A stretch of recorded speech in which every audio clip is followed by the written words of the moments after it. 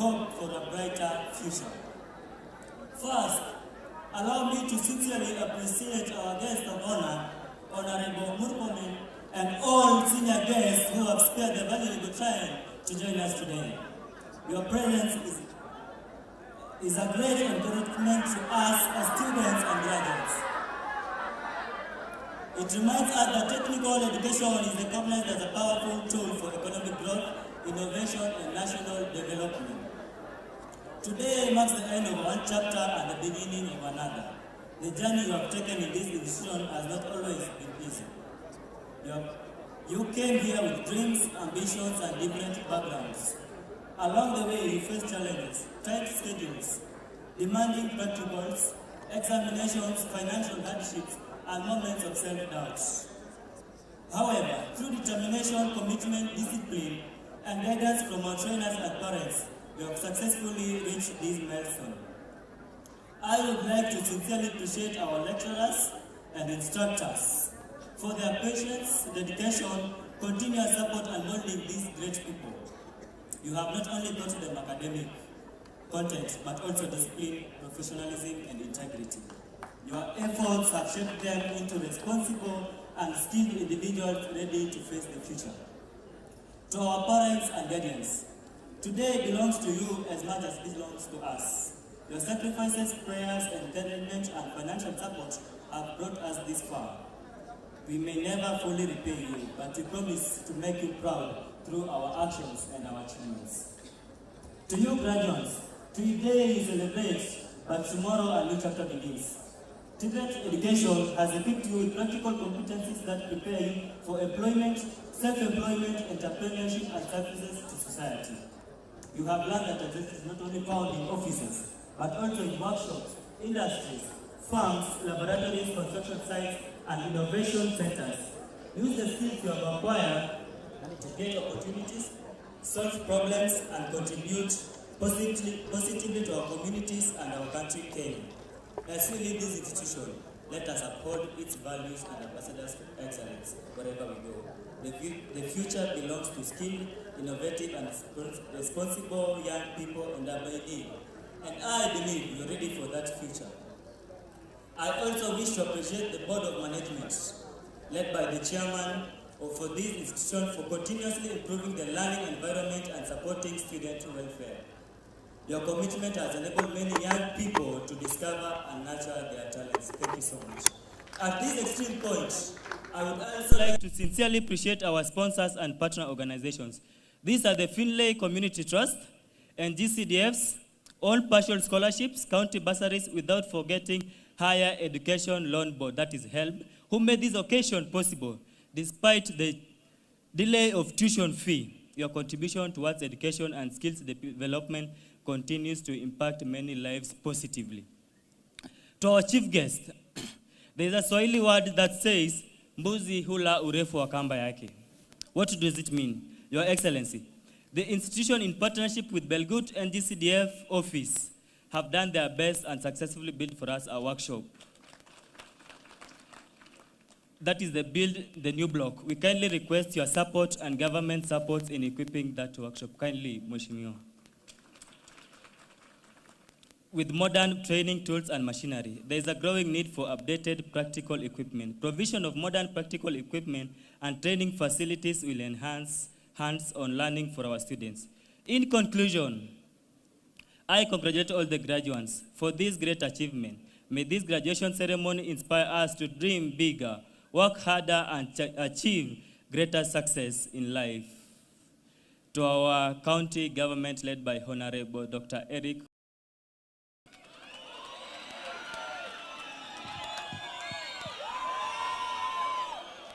Thank you so much. What I kindly ask for you, Dr. Mutai, kindly to us. Kindly, I think you'll have to arrange your workers to come and do some cleaning. And to our Sonko Teta. Sonko Teta. Kindly, Mheshimiwa. Kindly, Mheshimiwa, our students need a screen, a television, at least to fika US, Mexico, Canada, for making this day memorable. God bless you all. May God bless our institution and may God bless our nation. Thank you very much. Long live Belgut. Long live our land. Thank you so much. Thank you so much. Thank you so much. Let's appreciate our school president, Mr. Ruto. Asante sana. That president won by a very narrow margin our chief guest. The campaigns were rigorous. As we progress into our program, it is my humble duty now to invite the principal of this institution, Mr. Bernard Korir, to give his welcoming remarks, introduce the other distinguished guests, and give his address to the congregation. Karibu sana, our principal. Our chief guest, thank you very much. To give a brief remark, I want to welcome you all to Belgut T.T.I. Belgut T.T.I is one of the youngest TVET institutions in the region, but it is fast growing. It was started in the year 2019, but it was disrupted by COVID-19. So we can say the real start of Belgut T.T.I was 2020-2021. And that is why we are having our first inaugural graduation. We want to thank everyone who really supported for the growth of Belgut T.T.I. Before I say much, I want to invite my colleagues, principals who have come, and the deputy principal for a quick introduction. Principals, mnaweza kuja mbio mbio, and representative of principals from various colleges, led by our chair in the South Rift, Mr. Cheres. Principals, maybe the microphone, you can request one person to assist me. Give out the microphone, starting from this side. Karibuni sana, my colleagues.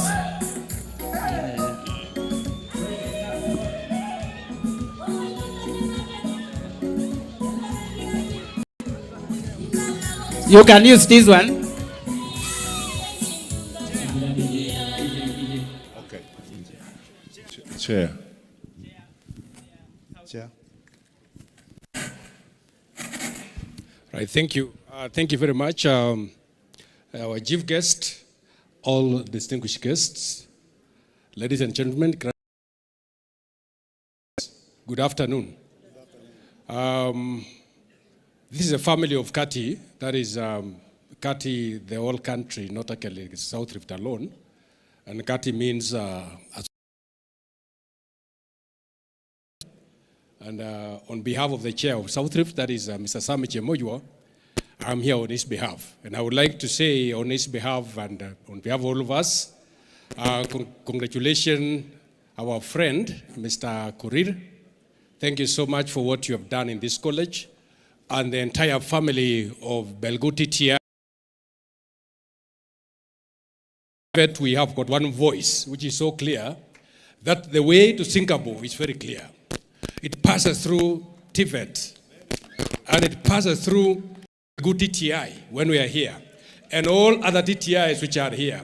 The voice is very clear. That is very simple. Thank you very much. I would like to give this chance to my colleagues who have come here on behalf of in this college today. It's a great milestone. We are very happy. And I would like to ask all those who are listening to us, let's keep encouraging all of us to support TVET. I can single out, first of all, the MP from this area, Mr. Koech. We've been monitoring what you have been doing in this college, and you've done very well discussing with him. So we thank all of you, and we wish you very well. So I would like to give this chance to my...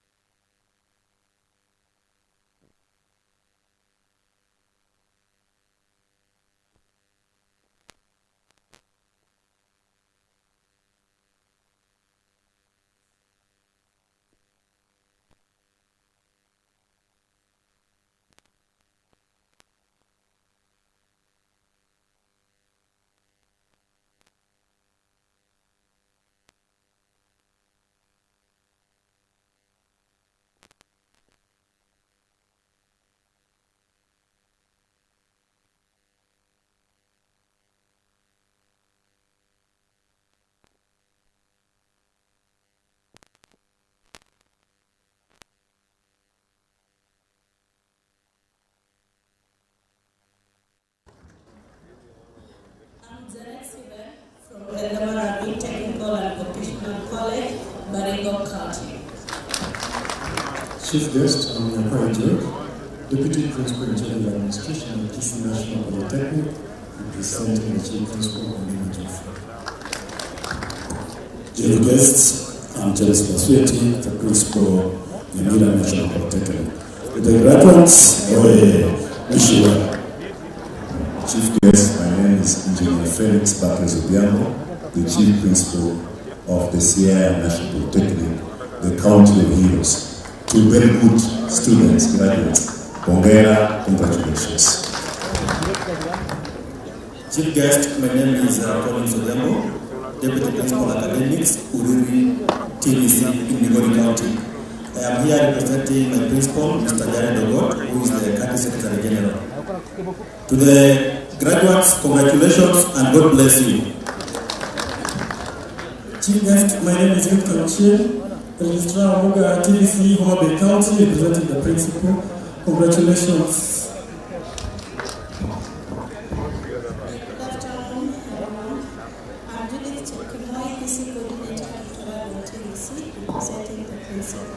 Congratulations. Chief guest, my name is Engineer Stephen Karanja, Subukia TVC, Nakuru County. The graduates, congratulations. Chief guest, my name is Fidis Kareli Masai, Principal at Belgut T.T.I West Pokot. May you work and get the benefits. Thank you. Chief guest, sir, Principal Naivasha TVC from Nakuru County, to the class of 2026, congratulations. May the favor of the Lord be with you as you move out. Chief guest, my name is David Kurgat, Principal of Belgut T.T.I, Bomet County. Graduates, pongezi sana. To the chief guests, all invited guests, the chief principal, graduates, Belgut T.T.I, good afternoon. My name is Dr. TVC, and even when we are mourning because of the dead, we are still saying we are going far as TVET. God bless you all. I am Julius Rotich, the Deputy Principal in charge of Academics, Kimashan TVC in Kipkelion East. I am here on behalf of the principal, and I say, Belgut, congratulations. Kuresoi North. Belgut, congratulations. Chief guest, I'm Margaret Ngoitoi, the principal, Kilgoris TV from Narok County, Transmara West, and I say congratulations, Belgut T.T.I. And chief guest, my name is Charles Mitei from Emurua Digir T.T.I on behalf of the principal. Our chief guest and other distinguished guests of our chief principal, Dr. J.W. Okumu, and we are here to celebrate with you and wish you congratulations. Guest of honor, sir, I'm Joel Maritim, the principal of Technical Training Institute in Bomet County. To the graduates, congratulations and God bless you. Chief guests, invited guests, ladies and gentlemen, how are you? I am David Maru, Principal, Narok West T.T.I. Graduates, you are competent, you are blessed, go and conquer. Our chief guest, all invited.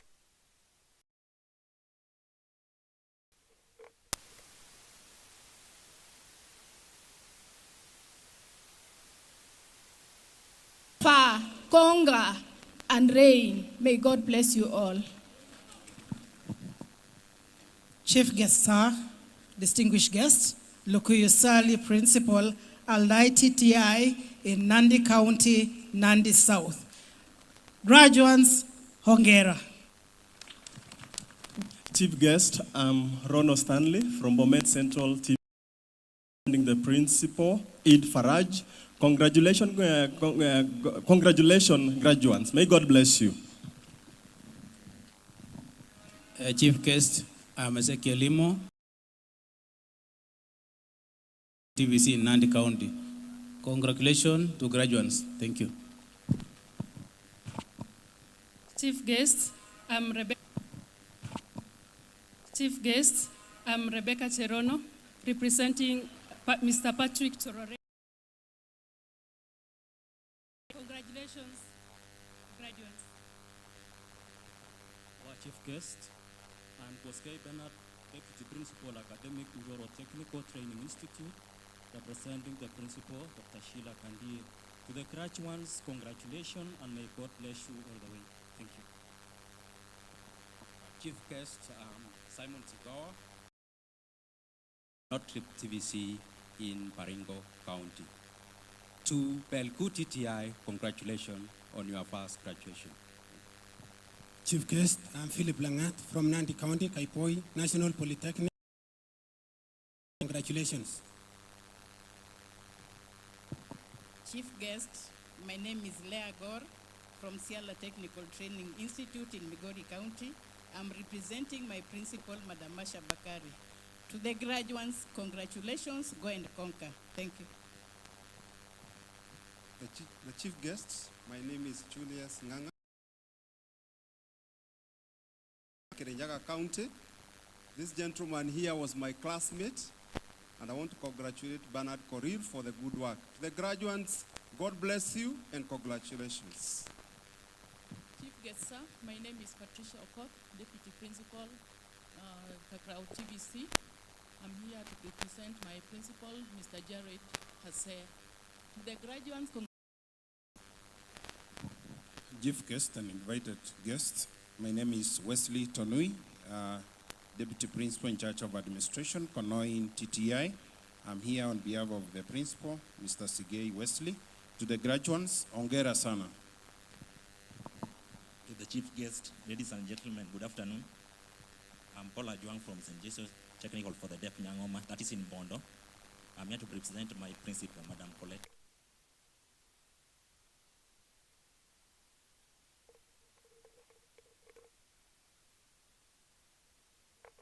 My name is Alfred Yagon, Rango, representing the principal, Mr. Tom Ochenge. Ongera graduates. Thank you. Chief Guest, sir, my name is Robert Kimboy, the Registrar, Kericho Township Technical and Vocational College. I'm here to represent my principal, Mr. Shadrach Tanui, who is the National Cadre Chair. So to the graduates, congratulations. Thank you. All right, thank you very much. That is a family of Kati, and the voice remains one that njia to Singapore napitia wapi? TVET, all right? So my name is Robert Chires, Principal of South Technical Training Institute, Bomet County. Thank you very much. Them say, them tell you say you can never be the one, but God say, make I tell you. Thank you. Chief Guest, as you can see, Belgut T.T.I is represented nationally. In the national level, Belgut T.T.I is one of the best TVET institutions in the country. And we want to thank our support that you have given us as Belgut T.T.I. All the principals could have been here. It's only that they are in Wachir, because one of the team of the national celebration of Madaraka Day this year is education, skills, and training. So I don't want to take a lot of time. I know the time is very brief. I want to have my speech, a very brief speech, and then I will welcome my chairman to take over. Chief Guest, Honorable Onesimus Kipchumba Murkomen, Cabinet Secretary, Interior and National Administration, His Excellency Dr. Eric Mutai, Governor, Kericho County, Principal Secretary, TVET, Dr. Esafara Moria, Mr. Alex Kamawashira, Bia Sinachi, Honorable Nelson Koech, Area MP, Dr.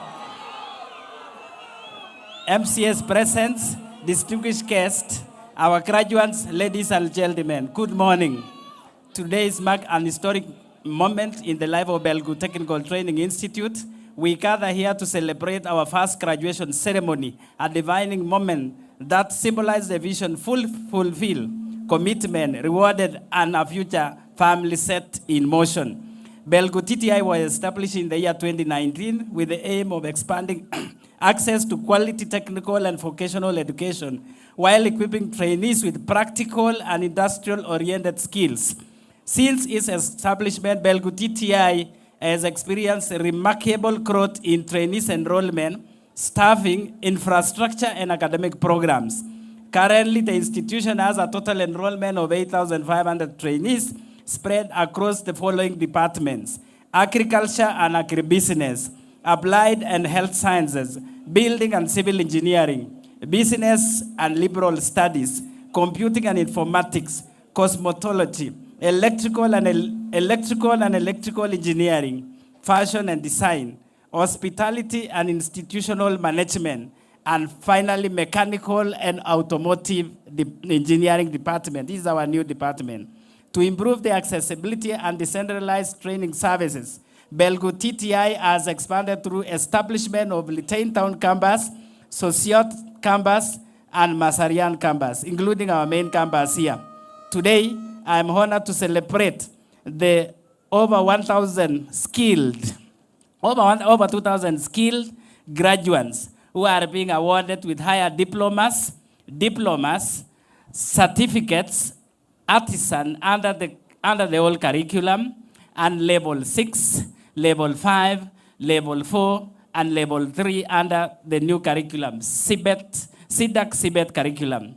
Currently, the institution has 60 public service trainees and 70 board of governors trainers, supported by 20 teaching practice trainers every session. That keeps almost a teaching force of around 200 or near 200 students, trainers.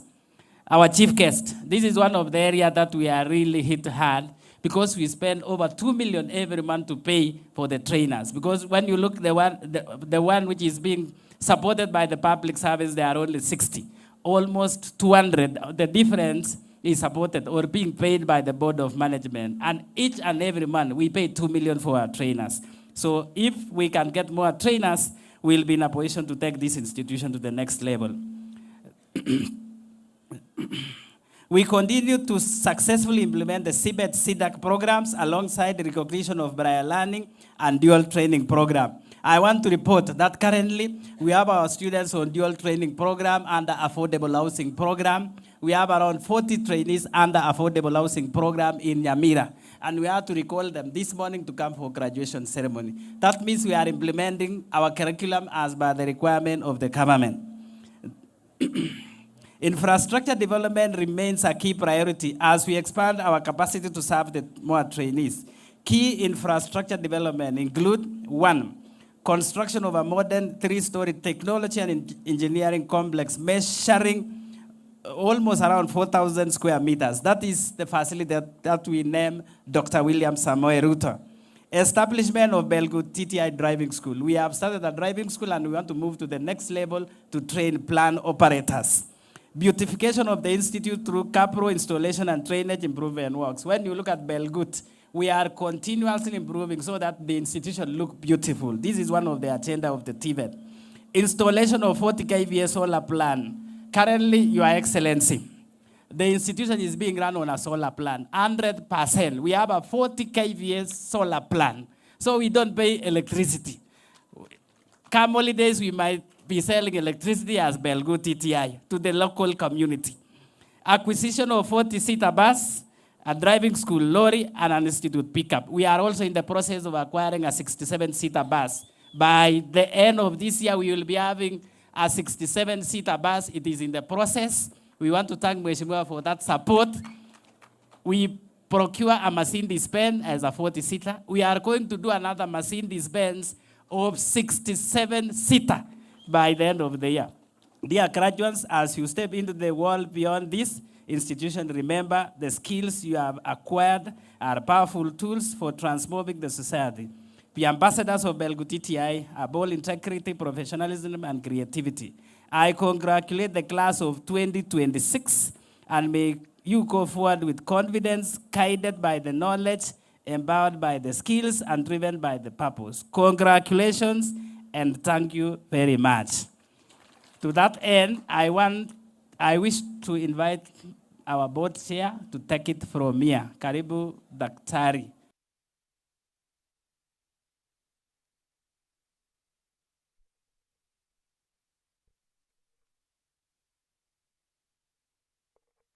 our chief guests, Honorable Onesmus Kipchumba Murkomen, the Cabinet Secretary, Interior and National Administration, His Excellency Dr. Eric Mutai, Governor, Kericho County, Honorable the PS who is represented here, Mr. Alex Kamau Washira, CBS PS Energy, Honorable Nelson Koech, our area MP, Dr. Patrick Mutai, the Speaker, County Assembly of Kericho, MCS present, distinguished guests, our graduates, ladies and gentlemen. Good morning. Good morning. Good afternoon, everyone. Praise the Lord. Okay. The women rep, sorry, I'm sorry for that. All the leaders present, our women rep, thank you so much for coming to this occasion. Okay, before I give my speech, allow me, our chief guest, to be able to recognize the board members who are here. And because of the interest of time, I want to request the board members who are here to be able to stand so that you can be recognized, please. The members of the board who are here. Members of the board here who are here. Thank you so much. These are the members of the board who are here. Can we appreciate them, please? Thank you so much. Today marks a historic and deeply fulfilling moment of Belgut T.T.I. As we have our inaugural graduation, the first ever. As the founding chairperson of the Board of Governors, I feel immensely honored to witness this milestone, a clear testament to what vision, teamwork, and commitment can achieve.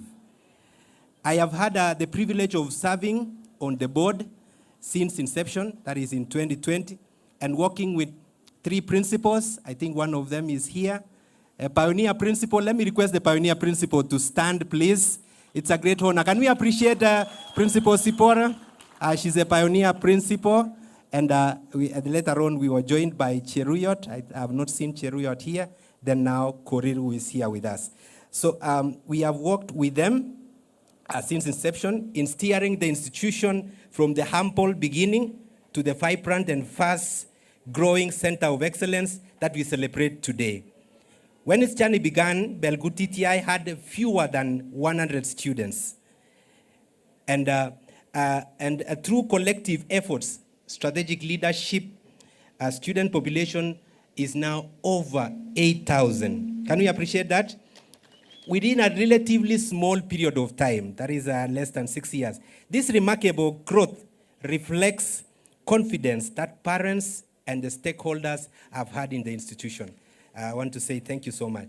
We are grateful to the government of Kenya, Ministry of Education, Public Service Commission, development partners, sponsors, and the local community for their unwavering support in strengthening training, improving infrastructure, and creating opportunities for our trainers. We would not have come this far were it not for the support of the government and other stakeholders. I wish to sincerely thank the Member of Parliament, Honorable Nelson Koech. He has really been a great help to us. His unwavering support for this institution through NGCDF, and many trainees have benefited from the sponsorship program, including driving school courses and technical training opportunities. This support has strengthened our capacity to provide practical training and expanding the opportunities for young people in this region. He has actually been sponsoring students, together with also the MCS and the county government have sponsored students and has enabled us to expand the institution to this capacity and also the infrastructure. To the class of 2026, you carry the pride of being the first graduates in the history of this institution.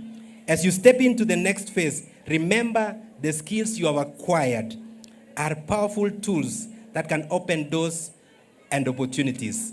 Your skills actually are very useful, and important for industrialization. The Board of Governors remain fully committed to strengthening this institution through strategic partnership, sound governance, and continued investment in quality training. We look forward to continued support from the Ministry of Education, development partners, and other well-wishers and centers of excellence that will enable Belgut T.T.I to reach even greater heights and meet demand of the growing population. On behalf of the Board of Governors, I congratulate the class of 2026 for this important achievement. May the knowledge, skills you have gained here guide you towards success and meaningful contribution to the society. Congratulations and thank you so much. Yeah, it's now my humble duty to be able to invite the regional director to be able to continue from there. Can we appreciate him, please?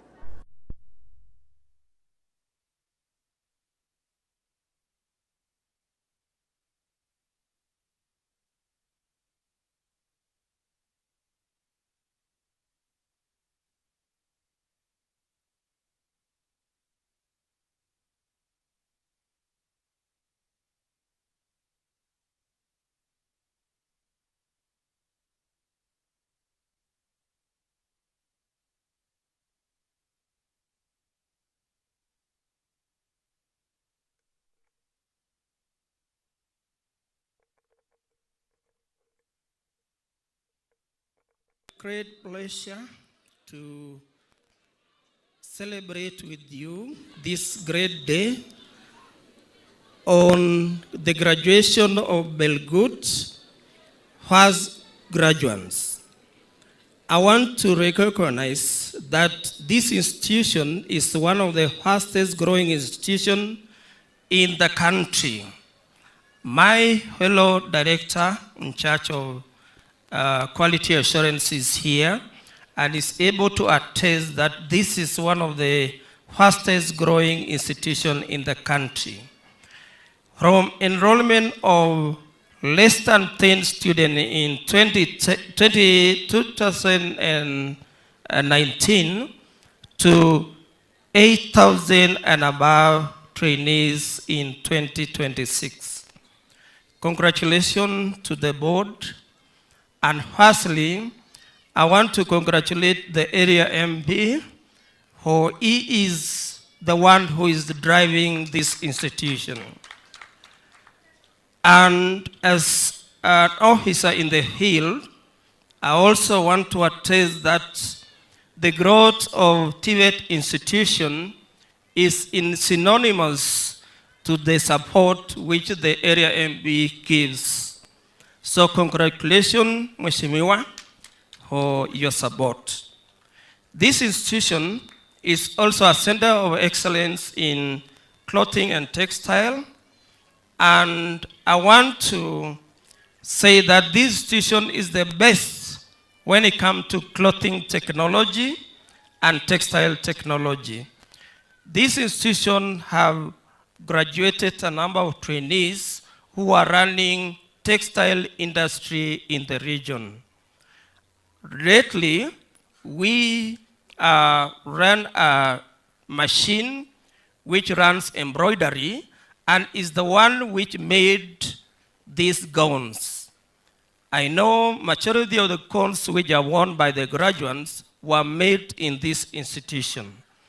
This is a great achievement, and I want to say congratulations to Belgut. Lastly, I want to say that this institution has seen great development within a very short time, and I want to appreciate former principals who are here, Madam Sibora Kuto, who is here.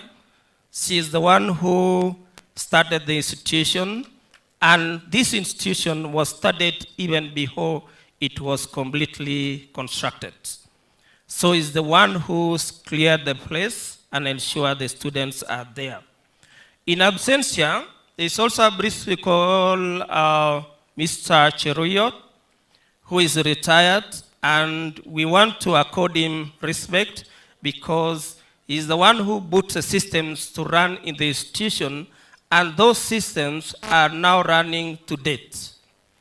That is why the institution is able to finance a construction of such a massive workshop with the support of the area MP. With those few remarks, I want to say congratulations to the graduates, and I want to encourage you that you may forge ahead, to not stop there when you graduate today, forge ahead to the PhD level. And to the parents about us, we want to appreciate you parents for your being here on time and ensuring that institution run without challenge. With those few remarks, I want to welcome the DCC to take over from there. Most welcome. Sorry, County Commissioner, thank you.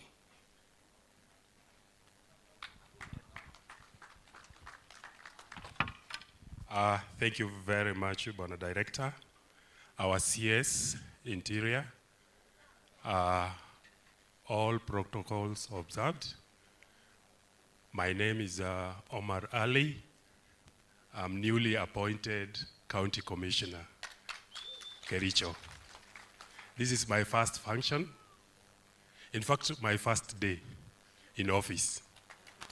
And thank you very much, Bwana Waziri. Mine will be to congratulate the graduates. The sky is the limit. And again, introduce my team, the sub-county team. Can you rise up, please?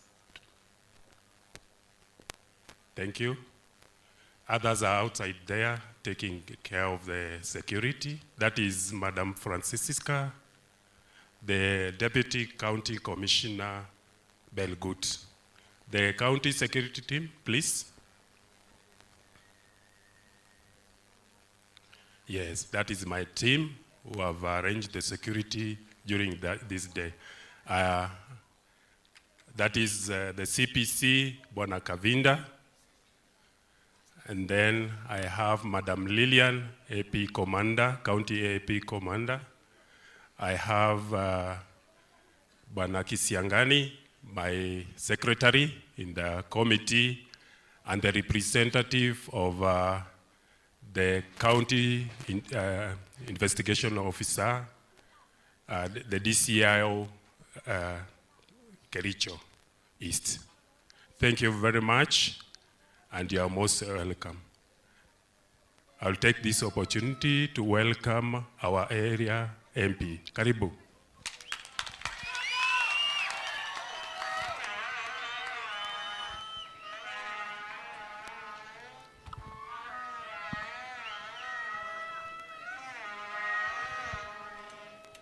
Asante our County Commissioner, na karibu sana Kericho. Honorable CS Kipchumba Murkomen, who is our chief guest today, and a friend of this constituency. The principal of Belgut T.T.I, the chairman, the board, the principals of the other TTIs that you've also joined us today in this inaugural graduation. My fellow colleagues, starting from the governor of Kericho County, the women rep, Kericho County, Honorable Mheshimiwa KJ, Member of Parliament Agureti, Mheshimiwa Ikana, who is a Member of Parliament of Shinyalu. We also have our majority leader of the County Assembly of Kericho, who is here with us, Mheshimiwa Safaricom. Graduates, ladies and gentlemen, wacha niwasalimie kwa jina la Bwana. Mjambo. Belgut T.T.I oye. Belgut T.T.I oye. Thank you very much. I'm very happy today, Honorable CS. Before I invite my colleagues, allow me to make 2 or 3 comments. Number one is I'm very happy.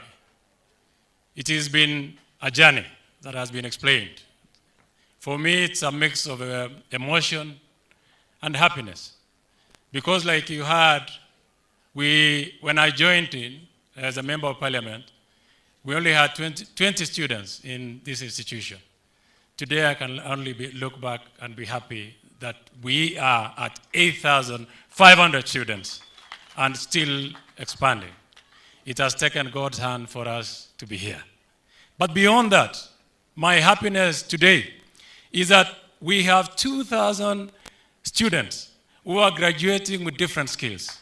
We have students who are graduating in food and technology. We have students who are going out there with knowledge and expertise in various areas of engineering, fashion and design. Our women rep today, and I want her to stand. This dress that she is wearing, the dress that she is wearing has been done by a student of Belgut Technical Institute. That is what we mean by our journey to Singapore. Singapore is not the big buildings that you see out there.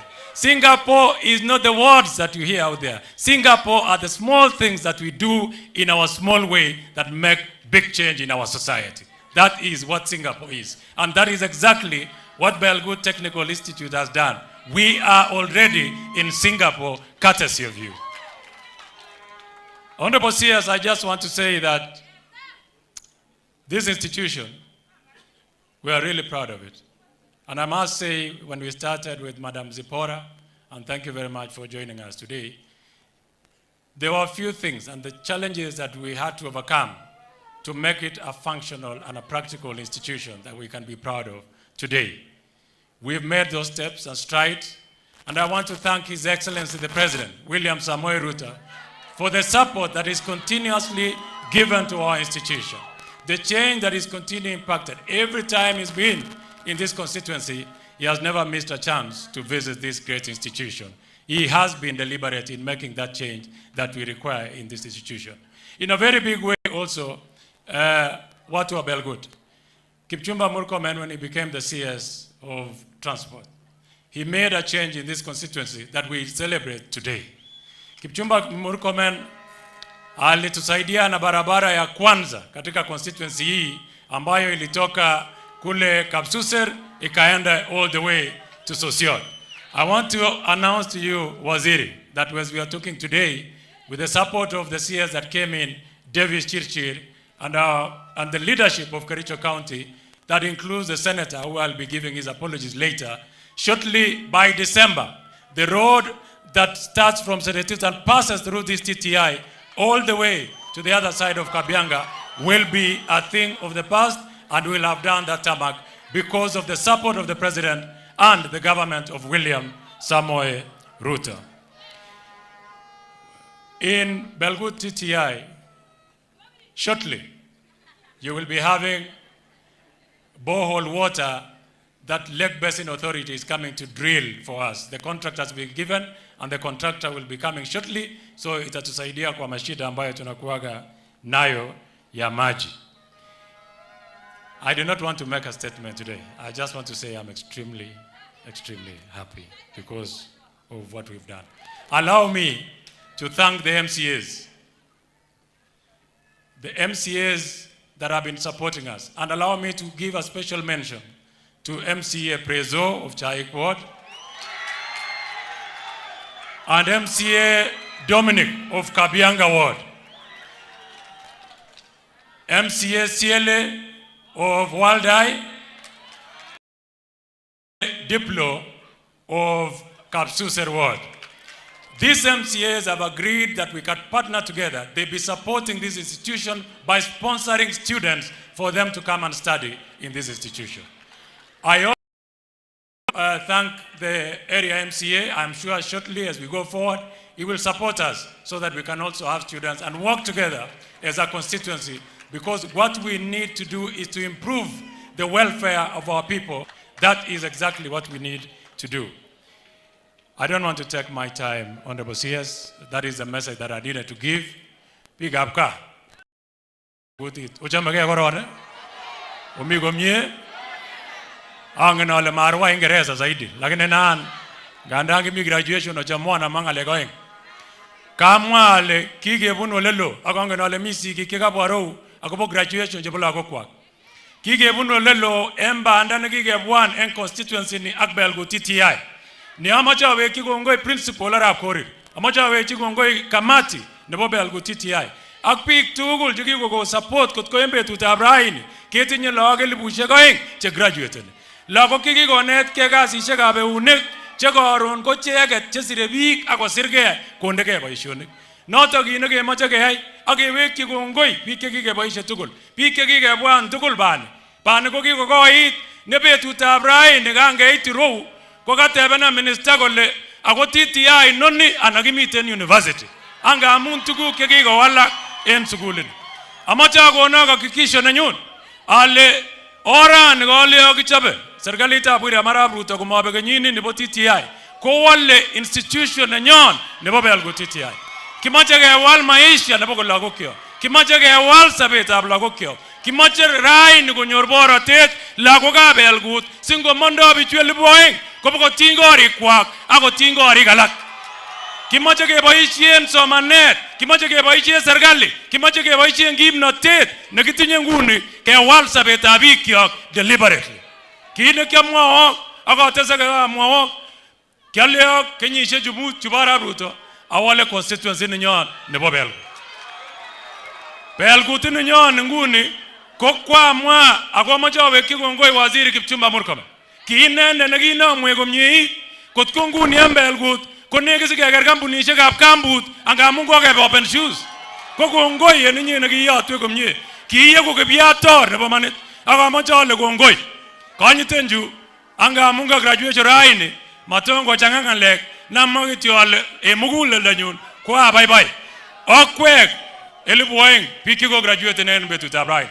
Ngo tinyo Kiptaya, ngo boisien ak oboisien eunekwok, oboisien tuguk chekokineta, owal emoni, owal Belgut, ak owal Kenya, ak oeku tait nebo Belgut Institute, angamun koeku tait ne okwek chekoeku kipyator nebo sugulini. Obakobor ako kosoywok mieindo en korikwok, mieindo en lagokwok, mieindo en boisionikwok, mieindo en eunekwok, ak oeku biik chekoron ketiengei emoni bo Kenya. Moutien any kigesu obwat nebo emet William Kipchirchir Samoei Arap Ruto. Amache aker 2 term chebo president. Bas, kochechu komakiole long term ana kiole ne? Acha makas Kipchumba komye. Kole ne? Makas kora Kipchumba komye. Kole ne? Kwa wale hawajasikia wamesema kila maneno iko sawa sawa, tunangojea mvua itakuja mwaka ujao. So allow me now to introduce, I want to give the majority leader, but let me say this, so that because, you know, tumechukua nafasi ya Waziri Murkomen. So sitaki, yeye ni wa interior. Na tutaki kuchukua nafasi nyingi. We also have these graduates that we want to watch. I just want to allow the majority leader wa Kericho Assembly aseme neno moja na watambue MCAs where they are seated. Sini namna hiyo? Karibu sana Safaricom, makofi ya Safaricom. Bas, asante sana. Thank you, DJ. The chief guest of today, CS Murkomen, Your Excellency Dr. Eric Mutai, Governor of Kericho, all protocols observed. Na wananchi kutoka Belgut na graduates, amujambo. God is good. And all the time, asante. Maybe before I make small speech, allow me to introduce my colleagues from the County Assembly of Kericho. You can be upstanding. From the front here, we have Honorable Fancy Korir, nominated MCA representing Jaik Ward. We have Honorable Daktari Eric Pate, MCA representing Kipchebor Ward. Majorly known by the name Watchman, Asante. We have Honorable Irene Langat, MCA, nominated MCA from this ward, Asante. We have the tallest human being in Kenya, Honorable Matthew Korir, MCA Chaik Ward Makofi. We have Honorable Kimweno Kirui, MCA from Tebesonik Ward in Pureti Sub-County. We have from the far end, MCA known as Kilia Boset, Honorable Edina Tanui from Waldai, Asante. We have an MCA there. Our Kili Linda Chemingin, an aspiring women rep from this region. Yes. An aspiring MCA from Litein Ward, Chenwach, Asante. Chemweno, an aspiring women rep. Thank you. We have Honorable Bafina Serem, nominated MCA from Kunyak, and also an aspiring women rep. Thank you. We have Honorable Opile Noela, nominated MCA from Ainamoi. We have the former MCA of Seretut, Asante Bwana Livingstone, Asante. We have Honorable Evelyn Chebogen, nominated MCA from Kedawa Kimugul, Asante. We have Honorable Kiprotich Rogony, MCA from Sigawet, Asante. We have Kilia Bozet Mili, Commissioner at the County Assembly and an aspiring women rep, Asante. We have Honorable Julia Siele, MCA from Waldai Ward, Asante. We have Honorable Peter Kemoi, MCA from Kapsuser Ward, Asante. And we have Honorable Dominic Mutai, MCA from Kabianga Ward. Senated here, Asante. And may lead from Senated Asante Nisana. We have Honorable Winnie from far end there, nominated MCA from Kipchimchim, Ainamoi. And then we have Honorable Kiptuya, MCA from Litein Ward. Oh, MCA Dawa, Asante. Oh, that one is an aspiring senator, Asante. Now, just to recognize you, Chepto, aspirant for women rep, Asante Nisana. Honorable Songo, you've seen the laugh. I think you are the most popular human being around. You see the way MCAs have come. All of them, they said we must be in this graduation courtesy of Songo and the principal, Pwana Korir, who was our former chief officer in the previous government of Honorable Paul Kiprono Chepkwony. We say thank you. I am Philip Prono, MCA representing Kamashan and the leader of Majority County Assembly of Kericho. Songo, I just want to say when I grow up, I would like to be the Songo of the other end. The reason being, to the graduates, I'm one of the products of TTI. Personally, I did electrical engineering in the National Youth Service Engineering Institute and graduated in the year 2012 before joining the current Technical University of Kenya to do instrumentation and control engineering. Now, when we say Singapore, the chief guest, you see, before His Excellency the President entered the Ministry of Higher Education and introduced the double index to the universities, all people who scored below B and above C, they belong to the known Kenya Science and the technical institutions like this. And we are where we are today because of the technical institutions. Songo, you've got it right. Amacho alenji biga Belgut. Kut komi chito nago tachen emon. Ko chichi kikure long term. Among en ligi isi kiuchusi ni Bwana Songo. Angamune. Hello. Kelenje ginomi TTI at the time of COVID. Na sahi we are in 2026. Na munajionea institution mahali imefika. Where is the principal from Kipsinende Technical? Here is the principal from my place. I want you to be frequenting this institution to do serious benchmarkings. As you pray for me, because I am coming to transform also Kipsinende to be like this Belgut. Otherwise, with those few remarks, Belgut mubarikiwe sana, sema amen. Asante sana, thank you. Asante. Kidogo tu. All the aspirants have been identified, I think so. Na wote wanaomba MCA. Iko mwenye anaomba ya MP Belgut kabla sijafungia mtu nje? Okay, sawa. Mumekataa? Oh, ni mimi. Niendelee? Haya, sawa. So, the teachers, so that I can invite my colleague, let me not also forget to pass a message of condolences for the students that we lost in the Tumishi Academy. One of my members, Mheshimiwa Martha Wangari, the Member of Parliament, Gilgil, is a member of my committee, and we wish the teaching fraternity and parents of Tumishi Academy our condolences from Belgut constituency for the loss of for the lives that were lost, and we wish quick recovery for those that were injured in one way or the other. Allow me then to welcome this young, formidable Member of Parliament from Chinyalu. He's called Mheshimiwa Fred Ikana. Mheshimiwa Fred Ikana is an economist, an accomplished economist. Karibu sana Mheshimiwa. Thank you. Belgut hoye! Belgut hoye! Hebu nione furaha Belgut, furaha. Kumbe hapa Belgut mnafurahi namna hii. Inamaanisha aje?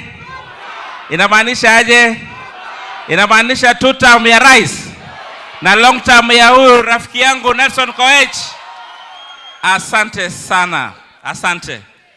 Our indefatigable Cabinet Secretary, who is our chief guest, Kipchumba Murkomen, our Governor Mutai, our women rep, our host, my good friend Nelson Koech, my colleagues, ladies and gentlemen, and our distinguished graduates, good afternoon. My name is Freddy Kana, Member of Parliament from Shinyalu constituency. I am a Gen Z like most of you, and therefore I am feeling very comfortable to stand before you and congratulate you. This is my second time in this institution, and I want to say that I'm a witness of the transformation that is being undertaken in this institution. Honorable Nelson Koech, my chairman, congratulations, and may you continue serving these people with the dedication that you have always served them with.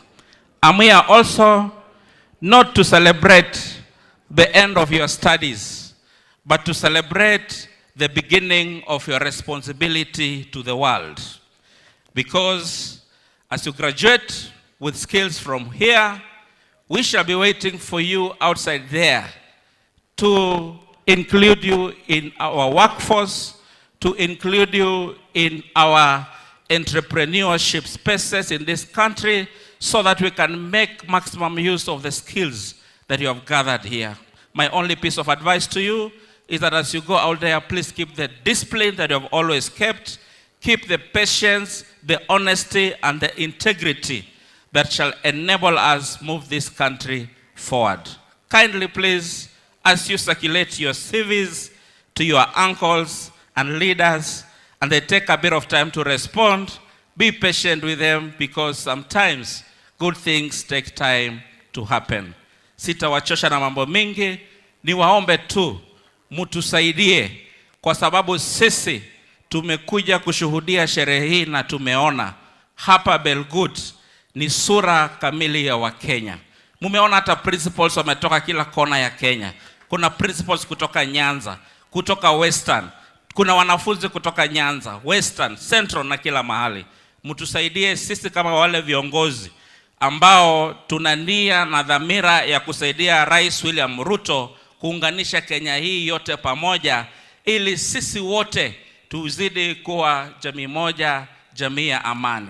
Na kwa majaliwa yake Mwenyezi Mungu, mwaka ujao mwezi wa 8, mtakapokuwa kule nje kama wananchi sasa na sio wanafunzi, mchukue kadi ya kura, mtusaidie safari ya kuhakikisha Rais William Ruto anazidi kuongoza Kenya kwa 2 term. Kwa hayo machache, Kongo imising, God bless you, Nyasaye amulinde.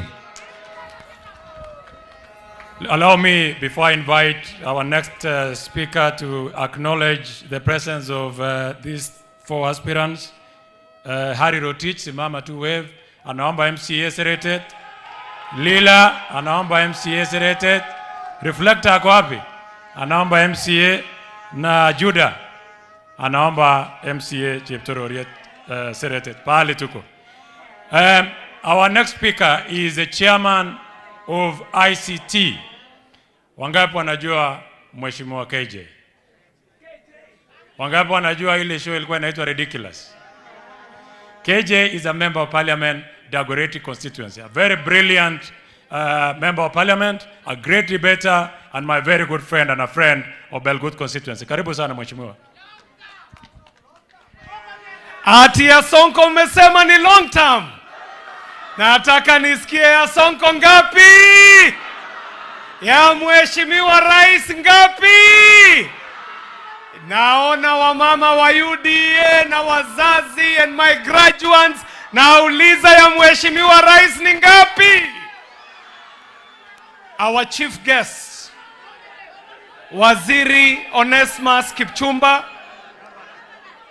our governor of Kericho, our women rep, our member of parliament, our invited guests, our leaders in academia, my graduates and the parents. It is a great honor to be here for the first time in this very esteemed institution on the graduation of these amazing graduates today. And before I say anything, allow me to recognize the amazing journey that the graduates have walked. And today is your great day. Na kwa kuwa mmekuwa mmeketi kwa muda mrefu sana, if you're graduating today, I'd like to call you to get on your feet. Tafadhali, all my graduates, get on your feet. Nataka tukule kiapo kama tunaenda kule kwa dunia, tuweze kujikumbusha miaka ile ambayo tumekuwa nayo hapa kwenye TVET, iwe ni miaka ambayo itatusaidia kwa muda mrefu. To my graduates, I would like you to take this oath as you go into the world. I want you to, in a special way, repeat after me. I want you to say it as if you believe it. I want you to say, I know I can be what I want to be. If I work hard at it, I'll be what I want to be. Na unaswagile ambayo ni ya vijana, nataka useme ni kama unaamini from the bottom of your heart. Say it as if you believe it. I know I can be what I want to be. If I work hard at it, I'll be what I want to be. Na kila mtu apigie graduates wetu makofi. You may take your seats. Ladies and gentlemen, it is a great day to be a guest at the first graduation of this most amazing institution. Na ningependa wote, you join me in congratulating the area member of parliament, Honorable Nelson Sonko Koech, on this great achievement. Ladies and gentlemen, when you graduate today, I only have one word for you. And the word I have for you is the word that was given to me by the great Professor Eshiwani on the day that I graduated from Kenyatta University.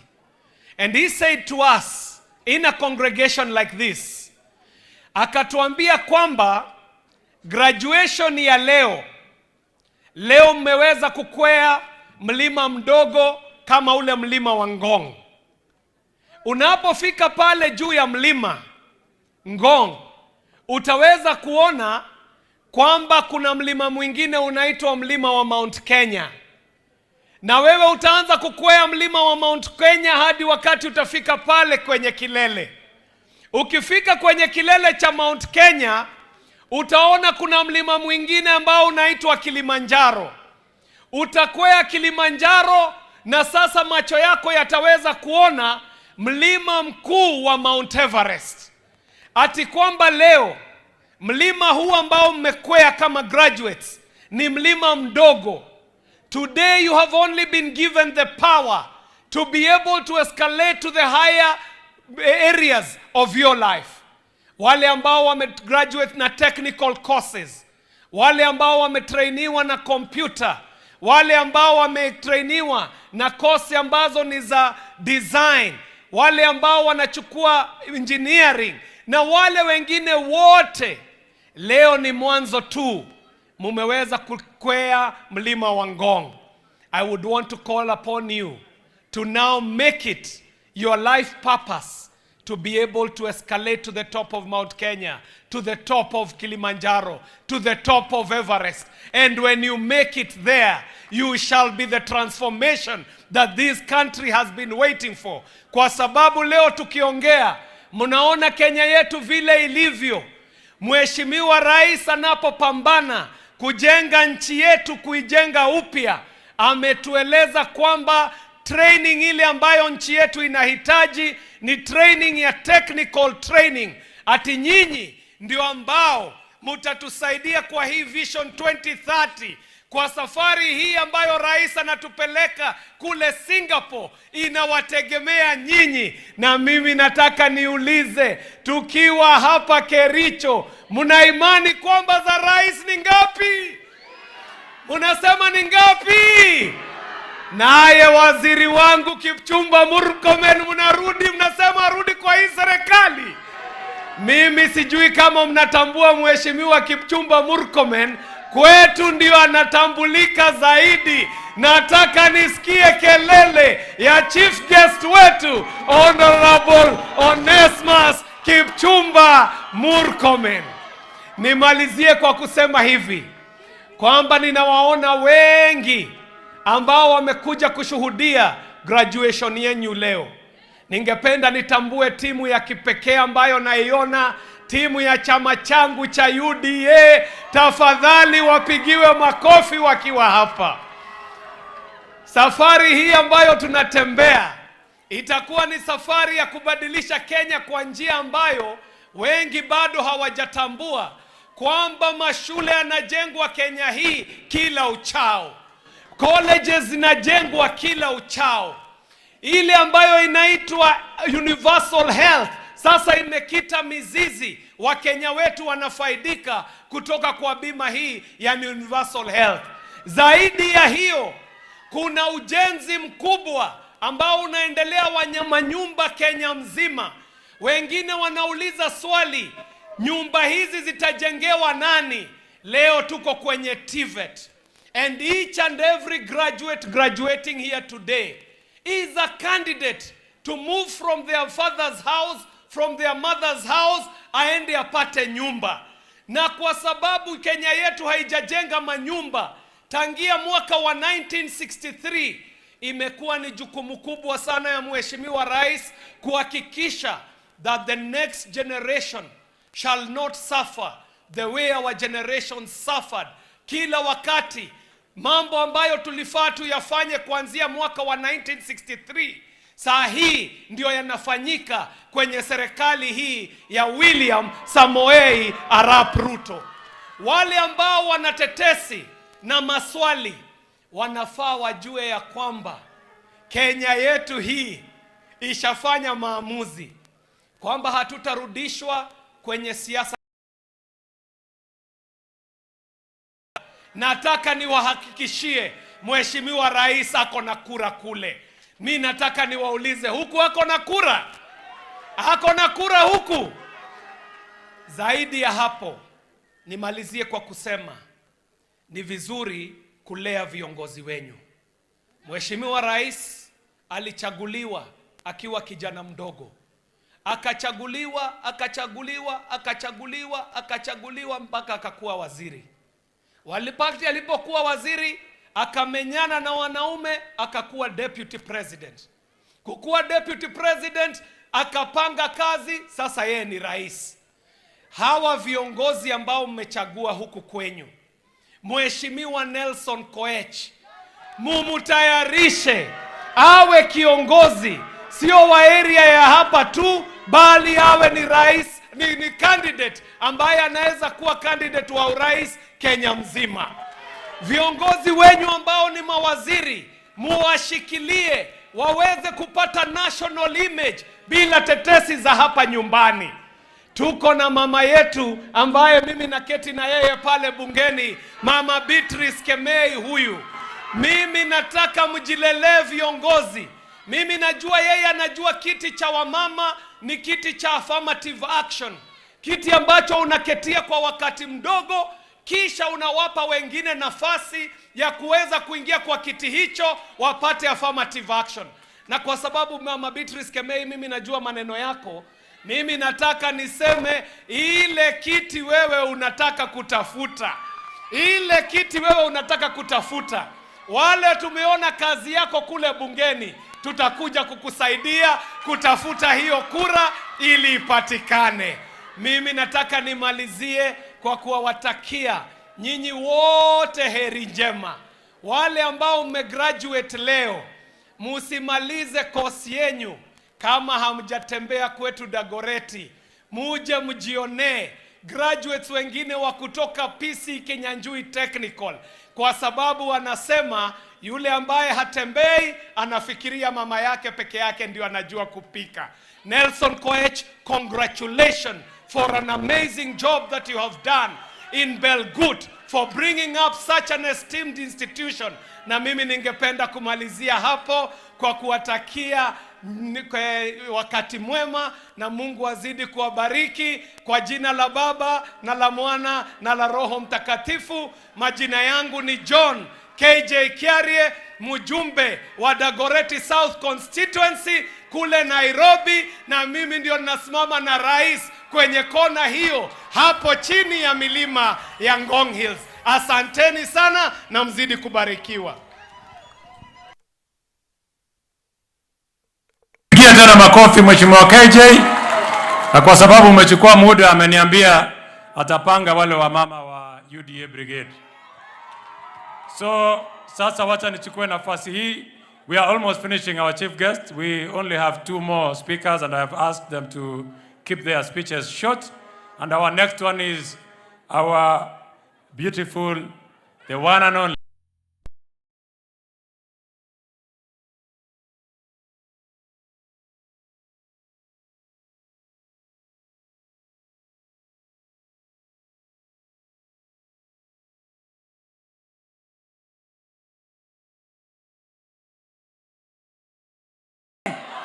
Watu wa Kericho hoye! Watu wa Kenya hoye! Mheshimiwa, you know, the graduates that we have, the graduates we have today, the chief guest, are not from Belgut alone, from the whole country. And therefore, we are so excited. The chief guest for today, the Honorable Kipchumba Murkomen, who is the CS Interior. We are so happy that you are here today. Governor wetu, Dr. Eric Mutai. Asante sana Mheshimiwa Nelson Koech. Negiguren Songo Teta. Asante. Waheshimiwa, Mheshimiwa Keche, Mheshimiwa Fred, the board led by the chairman, principal, and all the principals present, our honorable members of the County Assembly of Kericho, the graduates today, I say congratulations. You have been here, I think for 2 years or more, and today I'm so excited that you are graduating, the 2,000 of you. I'm so happy, and I want to thank God for you. I thank your parents and guardians. I thank the government of Kenya, and more so, I also thank your instructors. I'm so happy that here in Belgut, we are graduating students going to the next level. Why am I saying so? You can see the way Mheshimiwa Nelson said, this dress and another one at home was made by none other than Joan Chepkirui, who is under my full scholarship program. I don't know if the Carl is here. Mheshimiwa, you must, the chief guest, you must. Where is the Carl? Oh.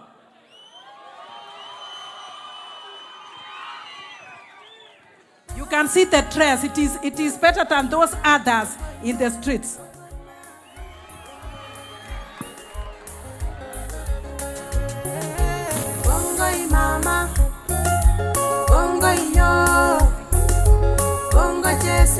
When you look at this dress, I want the other instructors, you must produce like Belgut.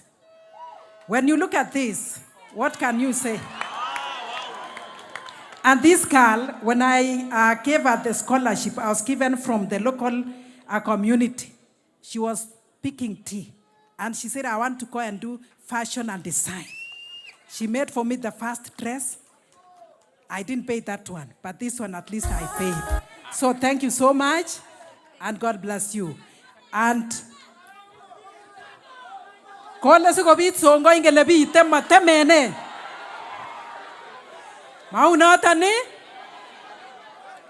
also want to add this, nikimalizia.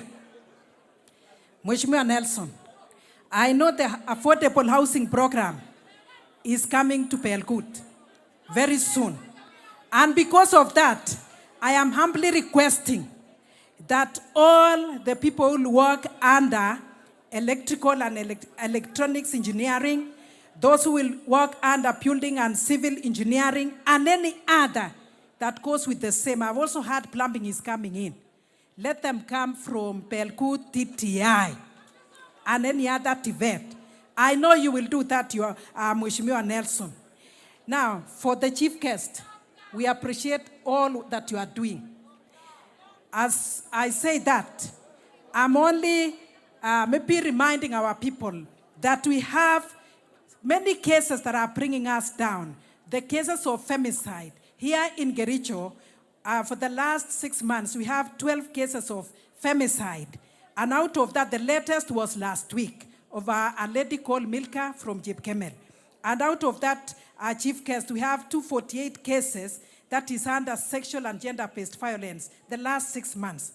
And this is caused by drug abuse, alcoholism, and even cases of technology that is failing our children. I want to ask our men, please don't kill our women. Please don't kill them. And I ask the women, please take care of these, your husbands, if you are married. And if you are in an affair, please get out of this love triangle. And be always truthful. And I know the chief guest has problems with this. In the National Assembly, you're aware, Mheshimiwa, I've always been coming in with cases. What is happening here in Kericho? Why are our women being killed? Starting from Soin, going to Kipkelion, going to Pureti. And we also have cases of children. Children being abused. Today, may I speak here, as we celebrate the graduation, may we end those cases, because it is bringing us down in our county, and it is bringing us down in our constituencies. And through your administration, the chiefs and the village elders, I want to appreciate you, the chief guest, because the last time I came with a case of a village elder who was killed, at least you've taken action, though we have not reached a conclusion. I know you have an authority, and whatever directive you give to the chiefs and the administration, our village managers will be taken care of. I want to add this before I conclude. I want to bless you, graduates, today. As you go out, go and succeed. As you go out, go and look forward. Move to the next level. I know from here we are going to Singapore. From here you've already started going to Singapore. And because of that, as a mother of this county, I am the county MP. I am blessing you. This is one of the greatest graduations that I've attended in the recent past for the TVET. Yesterday we were in prayers, national prayer breakfast, and the president pronounced himself. And I want to let all of us know. The president said, 2027 is in the hands of God. 2027 is in the hands of God. And he said, we pray for the country. And I stand here asking all of us to pray for the country. And as we pray for the country, I know here we are saying 2 terms for the president. And not only here, the whole country is saying 2 terms for the president. He has put so much in terms of education, in terms of technical, in terms of agriculture, in terms of housing projects, in terms of health and everything else. So because of that, we pray for the president, and I want to let the opposition know. The president pronounced himself and said whoever will win, he has no issue. Which even me, I know those who will not win, but I know the one who will win. I know the one who will win. And that is His Excellency Dr. William Samoei Ruto. Wapi 2 term ya rais? Graduates, you are voters. So can I see 2 term ya rais? Thank you very much. Thank you for Governor wetu. I know you are supporting us. Tuko pamoja, tusaidiane. For the principal of this institution, I have students I support in full scholarship program. Today I've come with checks, water and 74,000. Last week I came with others. So uchue tuko pamoja and more close to come in. And then this great man. Ingelebi ga Belgut T.I mi tuguk chimonge. Abaga chamwa wako. Chamwan 1 minute. Honge songo teta man. Honge ni mani. Honge ne Belgutis. So honge ne mbunge. So honge ne nganya. Kero. Ya moger songo en ground. Ona ole kakur neo. Ngalekab intelligence ko nendet. Uongi kabage train empesyo en bitonin kora en America kotokotesyi knowledge nebo intelligence.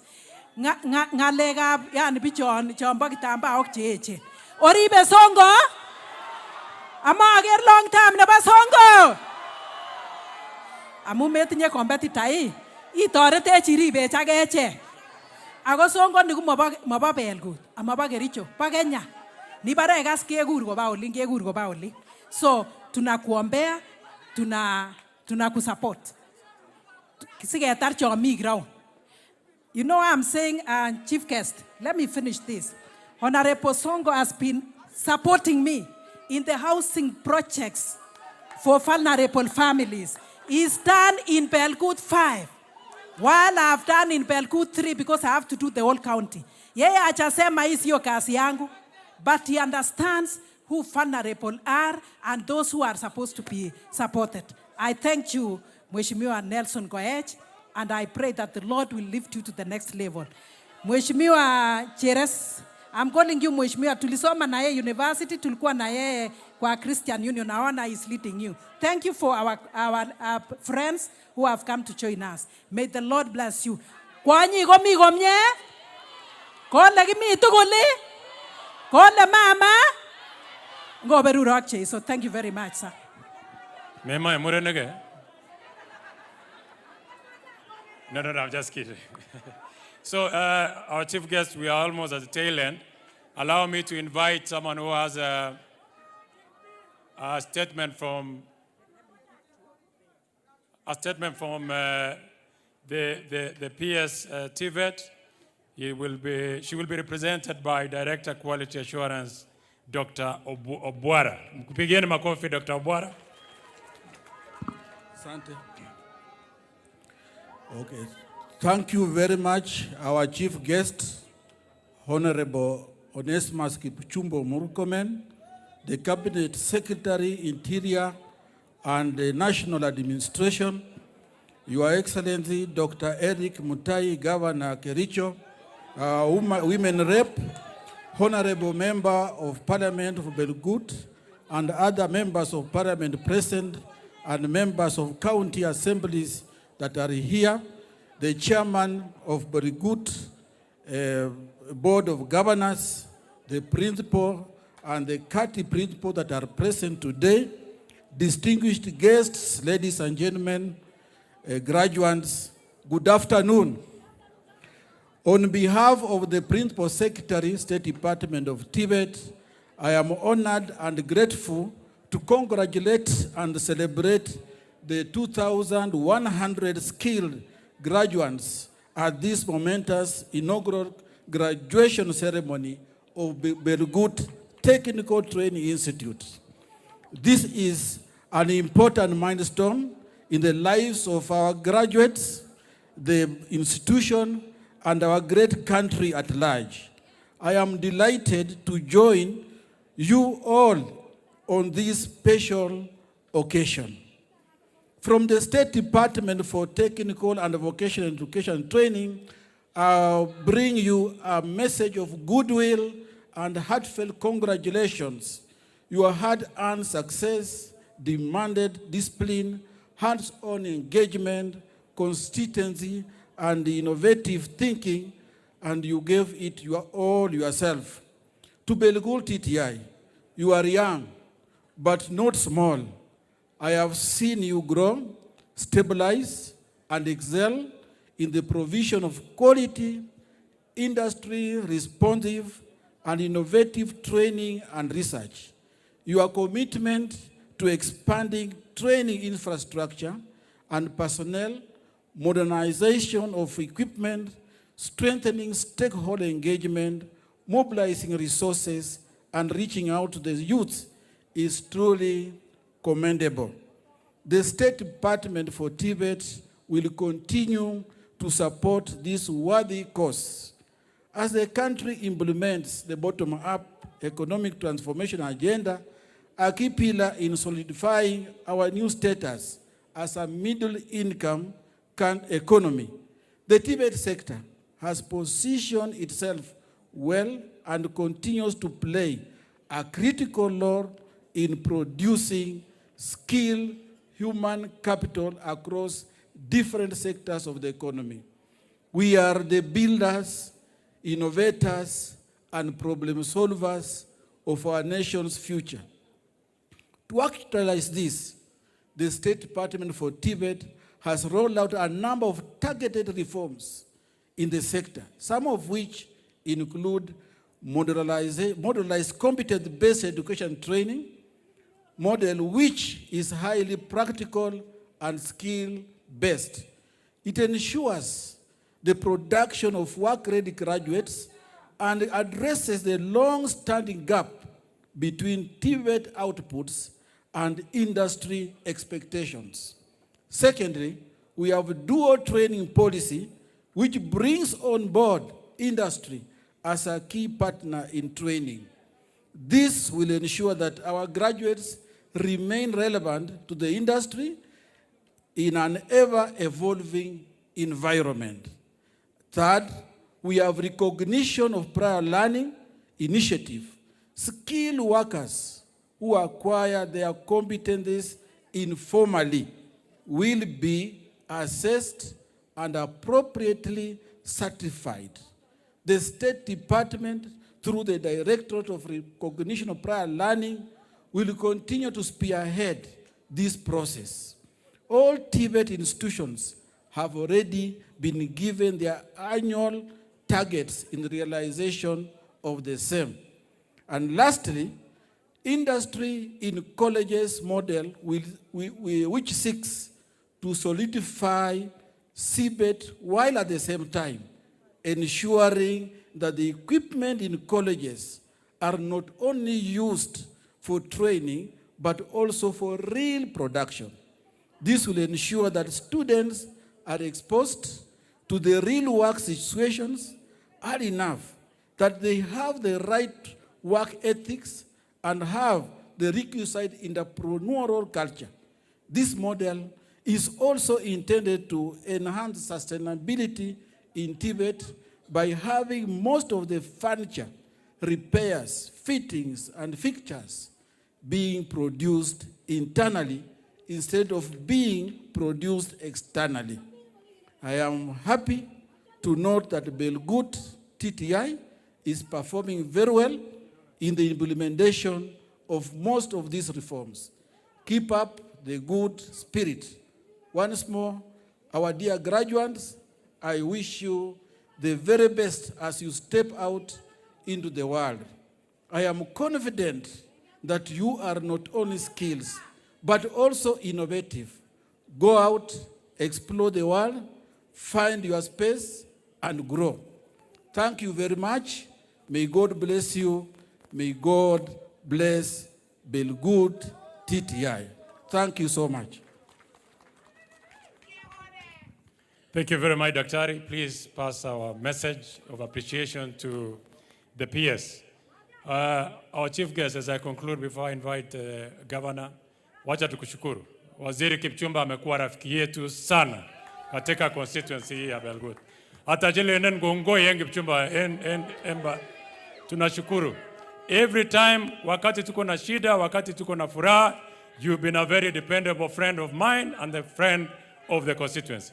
Allow me also, nasikia leo kuna freshers night. Senator Cheriot, rafiki yangu na rafiki ya constituency hii, ametuma apologies, is out of the country. Lakini ameniambia niambie president wa students kwamba students leo watapata shilingi 1,200 kutoka kwake. Unasema nini? Nimwambie nini? Asante. Na mimi nitaongezea shilingi 1,100. So students leo mtakuwa na shilingi 1,300 kutoka kwetu. Asanteni sana. Allow me now to invite our governor, Jobiri, Daktari, Dr. Eric Mutai. Karibu sana. Wapi makofi? Moja, mbili. Nasikia inafanywa hivi. Aya, asante. Karibu governor. Lugole leo. Olegolo. Mbwekse. Fire si fire. No si no man. But I'll just be very brief today. Asante sana. Our chief guest for today, my brother Kipchumba Murkomen, the area MP, all the leaders here, the management of this school led by their principal and the chairman, together with the graduates and all the graduates. First of all, on behalf of Kericho County Government, I'm here to come and say pongeze sana. Of course, together with the women who have recognized already. Tutulie kidogo. I want to say pongeze sana to the 2,000 plus graduates who today they are graduating at Belgut T.T.I. We join the school management and we want to extend our deepest appreciation not only to the students but also to the guardians and the parents who have toiled and worked hard to ensure that these children today succeed. Thirdly, as the governor of this county, we are proud of your resilience and your patience, the 2,000 plus graduates. We wish you well in your endeavors. We wish you God's blessings as you venture to the next world. And you want God to guide you even as you will contribute in building the great economy of this nation. Fourthly, I would want to appreciate sincerely the principal and the teachers and the instructors of this school, together with your fellow principals who have come from different sides of this country, Kenya. The work we are doing, you are doing in your individual debates is recognizable. And we are happy that you are fulfilling the agenda of our president, which is that of bottom-up, because TFET and FTCs represents the bottom-up agenda of the president. Nataka niseme pongeze sana, not only from me, but also from the Council of Governors, where I sit as the chair of education. Pongeze sana. Fifthly, to the graduates, I have few observations to make. Number one, tutilie kidogo mwambie kidogo tu. To the graduates, there are two things that I want to mention to you. The president has created a space not only locally but intentionally. We want to partner with the different institutions so that we get you foreign jobs outside this country. And as you graduate, there is huge demand for foreign skills in Europe and other nations. And what we'll be doing as county governments is to partner with the members of parliament and ensure that we avail passports and even connections for those who want to go abroad and apply their skills in abroad. Number 5, Chief Guest, Murkomen today. Chief Guest, we are building, and the president is building affordable houses. We are doing a lot of tarmac roads. We are doing a lot of constructions. And Kenya is an active construction site. This is my observation and my commitment. Together with the county commissioner, whom I'm going to have a meeting today, we will want to get a list of all the contractors in Kericho County. Those who are constructing Kapkade Stadium, those who are doing Kerenga Airport, those who are doing the stadium in town, those who are doing affordable houses. Once we do that, Commissioner, we reach to the principals and give us statistics of graduates so that we connect them to continue as post-internship in those sites and earn money. Aboygo sawa? We don't want skills to come outside the county. We want to utilize the same skills that we have labored for and produced right here in our institutions.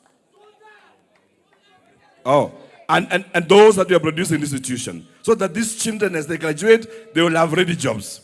Number 5, as a county governor today, I'll also be reaching out to industries in Kericho, from rice cement, from kaolin industries, to the tea estates and other places, so that they create spaces for post-internship for these children that are graduating in Kericho County. And they will graduate and they'll be able to get jobs and support their families. Lastly, Chief Guest.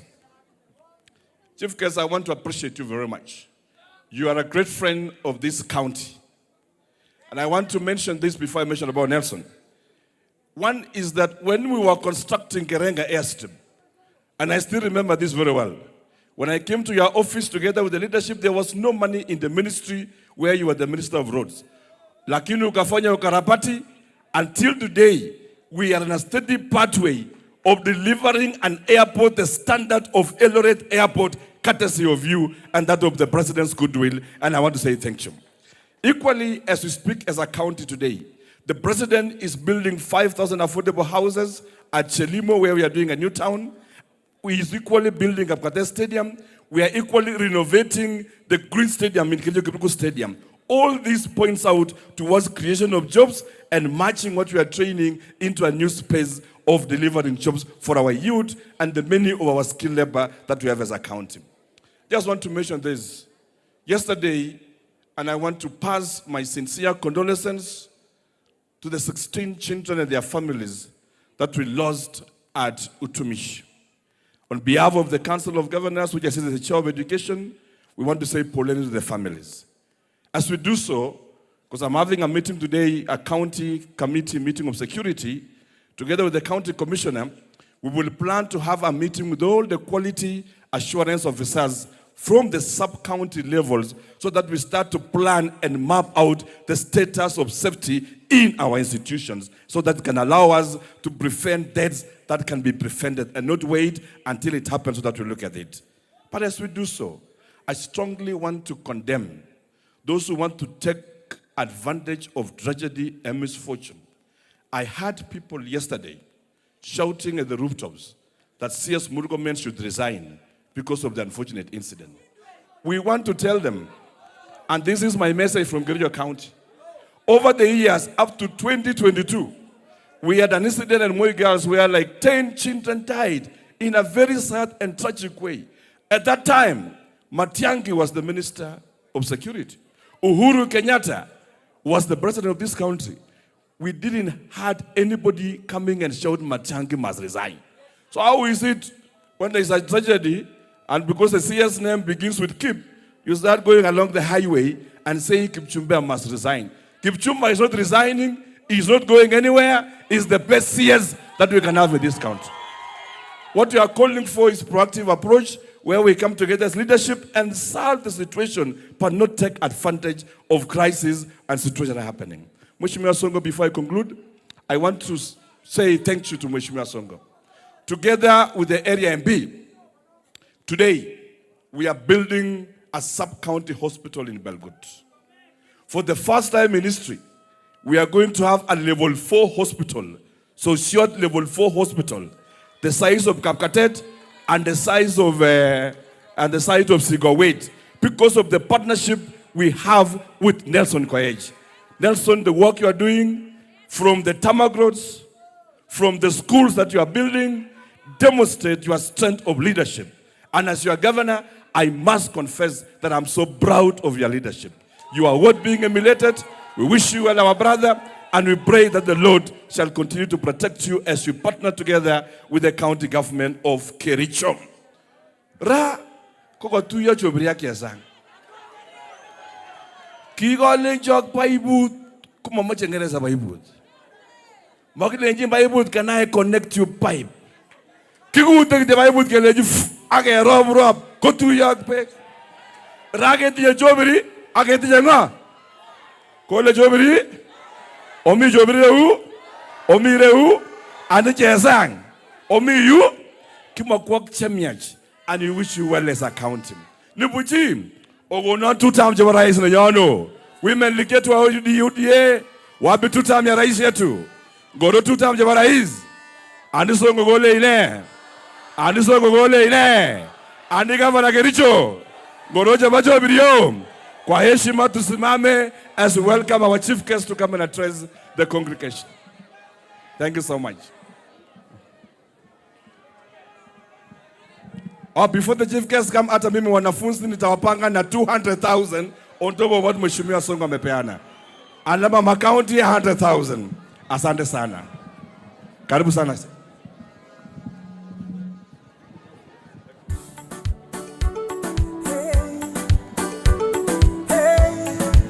Asante sana. Aya, asante sana.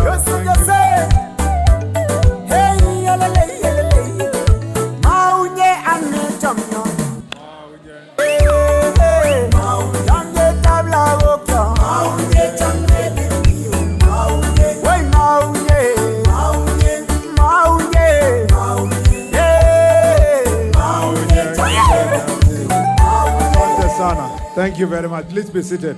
Santeni sana.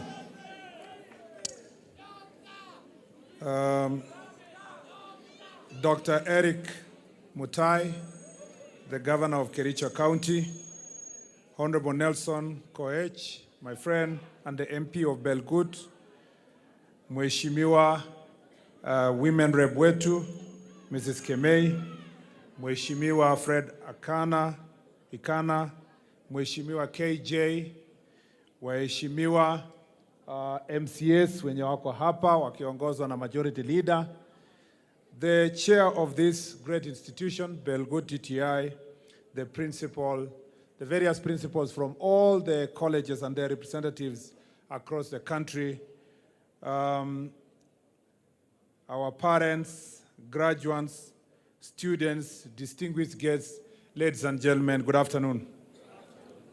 It's with great honor and privilege to join you today during this historic occasion, the first graduation ceremony of Belgut Technical Training Institute. This ceremony marks an important milestone, not only for the graduates, but also for the growth and development of this institution as it begins building its legacy in technical and vocational education. The growth of this institution has been remarkable. You owe this to the visionary leadership of Honorable Nelson Koech, the management, and the support of the national government. And I want to say, truly, we want to thank you, Mheshimiwa Koech, Sonko, for the visionary leadership, your commitment to the people, your humility in service, and your focus and forthright in pursuing development in Belgut and in our country. I'm very proud of you, my friend, and I want to say congratulations. The great infrastructure, a student populations numbering of 800,000, an expansion of 3 campuses, all in a span of 6 to 7 years, are nothing short of extraordinary. This is one of the standout examples of what the national government Constituency Development Fund has done in our country. Allow me to sincerely congratulate the management, the Board of Governors, the staff, and the parents, the sponsors, and most importantly, the graduates, on achieving this remarkable milestone. Your success has been built on sacrifice, discipline, resilience, and determination. Many of you faced challenges along the way, yet you remained focused on your goals. Today, your hard work has paid off, and you are now stand ready to begin the next chapter of your lives. Ladies and gentlemen, we are living in a rapidly changing world, shaped by technology and innovation, artificial intelligence, automation, and digital transformation. Across the globe, industries are evolving, and the demand for practical skills and technical competence continues to grow. Employers today are looking beyond academic qualifications and placing greater value on creativity, adaptability, problem-solving ability, and hands-on expertise. This is why technical and vocational education and training has become one of the most important pillars of economic transformation worldwide. Countries that achieved industrial success invested heavily in skills development because they understood that sustainable growth depends on a skilled workforce. Kenya is steadily following the same path by prioritizing technical and vocational education and training sector as a driver of industrialization, youth empowerment, and economic growth under the bottom-up economic transformation agenda and Vision 2030. For many years, technical education was unfairly viewed as a second option. Today, that perception has changed because we now understand that skills are the new global currency. The graduates before us today are therefore not mere certificate and diploma holders. They are innovators, creators, and agents of national transformation. That's why you saw even the girl that came here. We are not talking about the theory of what he studied in class. We are seeing her clothes being worn, not by anybody else, by a member of parliament. In fact, when I see what Honorable Keme is wearing, I thought it was a designer imported from abroad. And I want to say that this is homegrown here in Belgut. And I want to say congratulations because we are really seeing agents of national transformation. To the graduates, the world before you is full of opportunities, whether your specialization is engineering, ICT, hospitality, electrical installation, fashion and design, agribusiness, or entrepreneurship. Your skills matter greatly to this nation. Never underestimate your potential. Never allow anyone to define your future by where you started. Some of the world's greatest entrepreneurs and innovators began with simple technical and modest beginnings.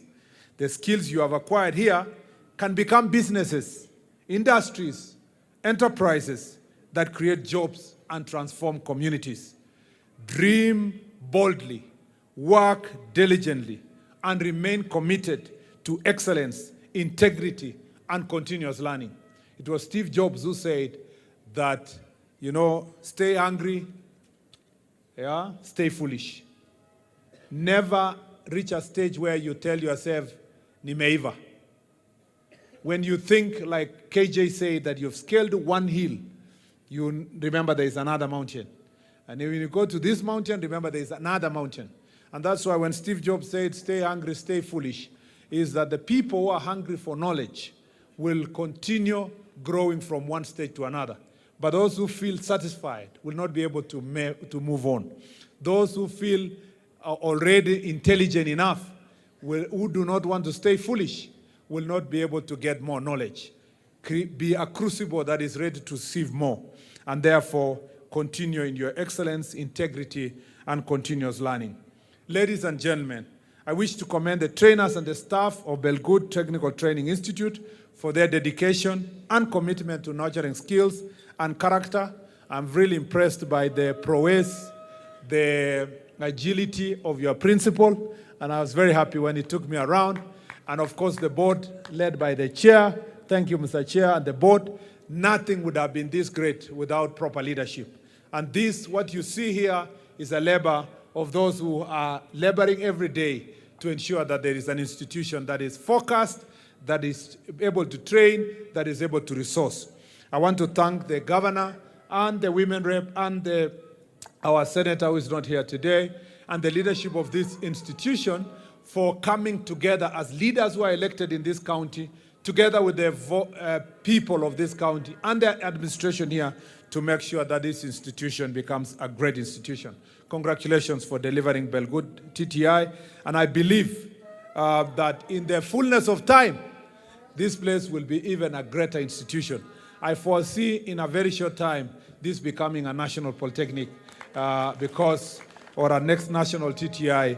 because of the work you have done to grow it. If everybody is sitting here from various T.T.Is and looking at the numbers, pongeze sana. To our sponsors and development partners, thank you for supporting quality technical education and skills development. Graduates, as you leave this institution today, remember that your skills are not only tools for personal success, but instruments for national development. Kenya needs your innovation, creativity, professionalism, and patriotism. The future of our country will not only be built in offices and boardrooms, but also in workshops, farms, laboratories, construction sites, and innovation hubs by skilled young people like yourselves. And before I conclude, let me say also a few more things that viongozi wengi sana wameongea hapa kuhusu maendeleo, na ni kweli kwamba Mheshimiwa Rais kwa miaka chini ya miaka 4 amebadilisha sana sura ya taifa letu, na let me tell you, tunaweza sema mambo mengi ambayo yamejengwa, barabara, tuseme manyumba na nini, lakini ile transformation ya kwanza kabisa yenye rais ameweka msingi ni ya universal healthcare. Ukiona kabla mwaka jana na juzi, mnajua ya kwamba tulikuwa tunaenda harambee nyingi sana za watu wagonjwa kuwasaidia. But because of universal health coverage, mwenye rais boldly implemented, this country is moving to have one of the best universal health coverage in the world. And imagine in less than 2 years of operation, tunaangalia ile matunda yenye inaleta. Na kwa miaka isijazo, as it continues being refined, itabadilisha sana. Na itabadilisha sura za hospitali zetu. Mnajua kwamba ile pesa inalipwa na UHC ndio inaendelea kujenga mahospitali katika sehemu zote za Kenya. Na hiyo ni njia moja ya kubadilisha mambo ya afya. County zetu zitaweza kununua madawa, zitaweza kujenga na kuexpand facilities kwa sababu ya universal healthcare. Mnajua rais ameweka kipaumbele mambo ya ujenzi na mambo ya nyumba.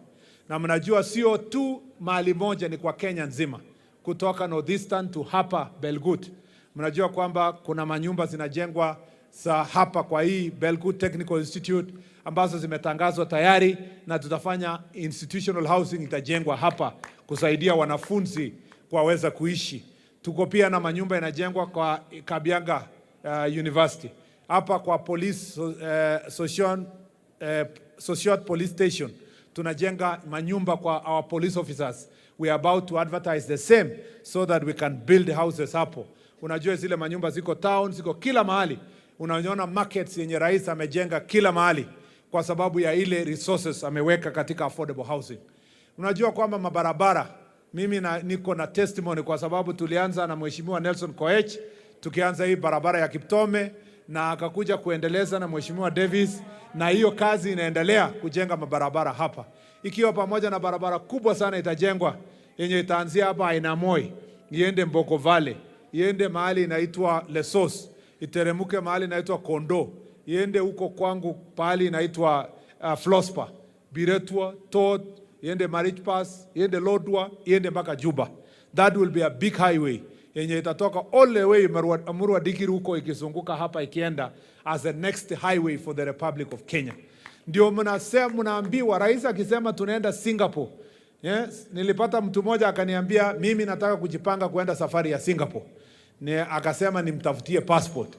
Nikamwambia hiyo safari tunapanga. Tunaleta Singapore hapa Kericho kwa kufungua mabarabara, kuhakikisha kwamba tunajenga institutions, tunafanya mambo ya maji. We want to make sure. Mnaona Mheshimiwa Rais anajenga ma stadiums Kenya mzima. Unaona stadium ya Wajir inajengwa. Unajua Mheshimiwa Rais alijenga hii ya town hapa Green Stadium, hiyo ya Kiblimo Rugut, lakini anataka sasa kuongeza pesa kuexpand. Juzi kabla sijatoka Ministry ya Sports tulitangaza pia stadium mpya ambayo itajengwa Kapkatet ya about 1 billion shillings, na tayari contractor amekuja site pale. Muko Bomet inajengwa stadium, mumeona stadium Siaya imejengwa, mumeona Homa Bay, mumeona Garissa, mumeona Wajir, hata sehemu ambazo hazijawahi kuwa stadiums before, because this president is intentional in terms of uniting Kenya to make Kenya to become a one country. Nataka niwaambie ya kwamba Mheshimiwa Rais anaendelea kupambana na kazi, nyinyi hamtawachwa nyuma. Wakati anajenga hospitali kubwa, pia hapa Kericho itajengwa hospitali ya Kericho ambayo itaweza kubadilisha maisha ya watu katika sehemu hii. Mheshimiwa Governor amesema ule contractor ako kwa pale Karenga, nadhani sasa akifacilitatiwa na pesa ya kutosha ataweza kuleta ile airport ambayo itapeleka hii dunia mbele. Kwa hivyo watu wa Kericho na watu wa Belgut na watu wa Kenya, Mheshimiwa Rais anaweka kipaumbele mambo ya maendeleo. Mimi kutoka wizara yangu ningependa tu kuomba mambo machache. Ya kwanza, wale graduates tulisema kwa hapa, if you want to succeed, discipline will play a critical role in your personal success. Without personal discipline, you will not be able to go far. Na kitu moja nataka niseme ya kwamba, you must also learn saving culture. Usikuwe mtu ukiuza kitu moja, umepata contract moja ya electrician, unaenda dance na kumbu na pesa yote unakula. You must learn quickly mambo ya saving. That saving culture, yenye ukiwa na shilingi 100, umejiambia tayari nita save shilingi 20 ama shilingi 10, na unaweka invest for future. Wale wako na talents na skills tofauti na waomba sana kwa heshima, you must be able to save. Na kuna wezi kadhaa ambao watakujia pesa yako. Moja wao ni pombe haramu na mambo ya miadarati. Yenye imepoteza watu wengi sana ni drugs and substance abuse. And I want to say that we must as a country run away from these vices. Na nimemwambia county commissioner, karibu hii county, lakini utakuwa na kazi kubwa sana kuchunga kuhakikisha kwamba bangi ambayo wakora wanataka kuhusia wanafunzi wetu, ikiwemo wenye wako kwa hii technical college, imemalizwa katika sehemu hizi. Ile pombe haramu ambayo inauzwa kwa sachets ndogo ndogo, tunataka tuhakikishe kwamba kwa Kericho imekwisha. And Mheshimiwa, sasa wewe unakuwa mtu mkubwa sana, county commissioner, you are going to work together, your county security team, to clear drugs and substance abuse na pombe haramu katika county hii. Asante sana bwana county commissioner. Ya pili, ningependa kusema kwamba tuko na mpango ya kuhakikisha kila Mkenya amepata ID yake na kila Mkenya amejirejista kuwa mpiga kura. Tusikue tu watu wenye tunasema sijui mwekse 2 term, lakini kwa mfuko hakuna silaha yenye unaweza kufanya hiyo decision. Amaja wasoma kupiga Kericho. Kitinye saa hizi, mite saa hizi mobile registration neta sata ngoroni. Nekikoitoi ngaleka IDs. Kitinye biik che nekit 1,200 che mite Kericho che kikoit kenyisiek 18 koba barak amatinye kibandok. Amache asomok chi tugul neingen ile imiyu ametinye kibandi ametinye kitambulisho. Amache asomin kitinye saa hizi ofisaek tugul en kila ward en Kericho ini. Kamache asomok chi tugul ibinam ID nengung si inyoru nafas 11 kandoik che imeche 11, lakini also itoret president nenyo ngekimwoe kele 2 term itinye karik eng mufuket nengung si itoretech. Number 8, amache asomok ale eng exercise noton nebo IDs ak registration nebo voters kemeche keib a very keegu deliberate. Kiongozi age tugul nebo koroni nebo county ini kama chi tugul keyai mobilization kehakikishan kele kakiregister biik cha kutosha. Eng betusiek 6 che kasirto ko kitinye biik eng Kericho ini 10,000 eng betusiek 6 che kakeregister, lakini kimache keyai sukuman akoi kenyoru 200,000 che metinye IDs. Alafu mi biik alak che mi yu che kibet IDs chekwak. Amache anai ale kenam ID mara ya kwanza ko bure. Number 2, ngot kibet kibande nengung anan kiboisie iibchi Susana sikokonin busa kidogo. Amache alechi mami acha iwe inamu that ID netinye Susana mete nyoke konin ID aka bure ama mamite siling ne tos ikonu. Kokas Mumenisikia? Kumwae kele ID kenam mara ya kwanza ko bure. Kenam iwa nekukure replacement. Yani ko bure. Kama meacha ngot kikoiten mahali Shylock anan ikochi chitabusa anan ngoilechi kana hiyo nyakonin aka kokonin Murkomen another one free. Mamitaka ko rahisi na ID mara ya pili kosiri iwe koreta busa ijenga ID nikipoteza. Mumeelewana jameni? Tumesema Wakenya wako na haki ya kuchukua ID zao, na wale ambao ID yao imechukuliwa na Shylock ama waliwacha kwa mzee wa busa ama alifanyia kuchukulia deni, wajana na hiyo. ID is not a legal tender. Come we give you another ID so that uendelee na maisha yako kama Mkenya yoyote ambaye anafaa kufanya kuendelea mbele. Pia nataka niwaambie County Commissioner na machiefs wetu wote, saidiana na TVT, saidiana na county government kuhakikisha ya kwamba wale wa Kenya wenye wako tayari na prior learning, wako na skills na wako market huko lakini hawana certificate. Mheshimiwa Rais ameleta ile inakuwa recognition of prior learning. Unaweza kuja hapa Belgut T.T.I, unasajiliwa na unapewa certificate yako ikionekana kwamba tayari wewe ni plumber, wewe ni electrician na hukupitia shule yoyote. You don't need to come back to school. Unaweza kuja and your skills will be recognized under recognition of prior learning. And I instruct all the chiefs and the assistant chiefs to work together to assist these young people who might have skills out there. Nimeomba kwamba the engineering section here, wameomba kwamba they need equipment. We know there are some equipment that His Excellency the President in partnership with President Xi Jinping wa China walikubaliana na zinakuja hivi karibuni. Mimi na mheshimiwa wenu na viongozi wenu pamoja na governor na senator tutaongelesha mheshimiwa rais kuhakikisha tumepewa machines yenye itakuja kwa the engineering and technology sector ya hapo, nitapelekea mheshimiwa rais. Kuna pia fedha ambayo rais alisema ministry ita support 20 million ndio kuhakikisha infrastructure ya hii shule. Nitafuatilia kuhakikisha kwamba hiyo imeletwa ndio tuweze tukajenga tusonge mbele. Kwa hivyo ndugu zangu, nawashukuru sana. Pia nataka niseme jana nilikuwa pale Gilgil kwa Utumishi Girls Academy na tulikuwa na changamoto sana, shida iliyotutokea ambayo moto ilitokea katika shule hiyo ambayo wanafunzi 16 walipoteza maisha yao. Mimi jana nilisema na tarudia, my condolences to the family, condolences to the relatives and friends ya wale wanafunzi 16 tuliwapoteza.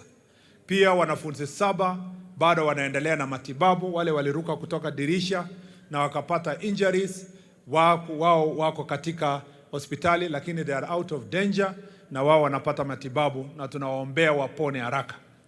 Pia ningependa kusema ya kwamba tuko na habari sasa kamili ya kwamba wanafunzi 8 kupitia uchunguzi imepatikana kwamba wanafunzi 8 wanakiziwa kwamba walihusika na kuchoma hiyo dormitory. Hao wanafunzi 8 tayari DCI amewashika na watapelekwa kotini na watabaki na DCI kwa interrogation kupata full evidence ambayo ilifanyika namna gani. Pia tunajua ya kwamba hiyo institution kuna mambo ya standard procedures ambayo ilifaa kufuatwa. Number 1, tunajua ya kwamba kuna one side of the dormitory ilikuwa imefungwa ya ambayo ingekuwa ni exit ya hiyo dormitory, na hapo ndio wanafunzi 10, about 10 students died at that particular corner. Kwa sababu hiyo corner ilifunikwa, kawekwa kufuli, ikapikwa mbao, alafu ati ni ku-expand the dormitory ndio itoshe ilete wanafunzi wengi kujaza hiyo dormitory. Na kwa sababu ya hiyo, Ministry of Education will take administrative action on the leadership of the school kuona kwamba hiyo haitarudiwa tena kwa shule yoyote katika Kenya. Pia walimu wengine walipewa habari na wanafunzi ya kwamba kutakuwa na mkasa katika shule, lakini wakapuuza na hawakuchukua hatua. Pia Ministry of Education will take the necessary steps. Mimi nataka niseme hii kwa mashule yetu yote. Kwa mashule yote, please have your ears among the students. all the teachers must have a way of getting feedback. Hakuna vile wanafunzi 8, 10, 20 wanasapanga njama ya kuchoma dormitory na mwalimu asisikie ama wanafunzi wengine wazuri wasisikie. Schools must have safe ways of getting anonymous information through suggestion boxes and other ways. But also school administration must cultivate relationship with their students so that every given time they are ahead of them in getting information when something bad is about to happen in any particular institution. I must say that as a Ministry of Interior, I congratulate the County Commissioner, Bwana Kibara of Nakuru, and the County Security Team for quick response and for coordination with my ministry to make sure that we did as much as we could to salvage the situation at that point in time. And I want to thank also the Ministry of Education for the work they did to make sure that we deal with this situation. I want to condemn in the highest terms possible scavengers, political scavengers who are going around to score cheap political scores on this very unfortunate incident.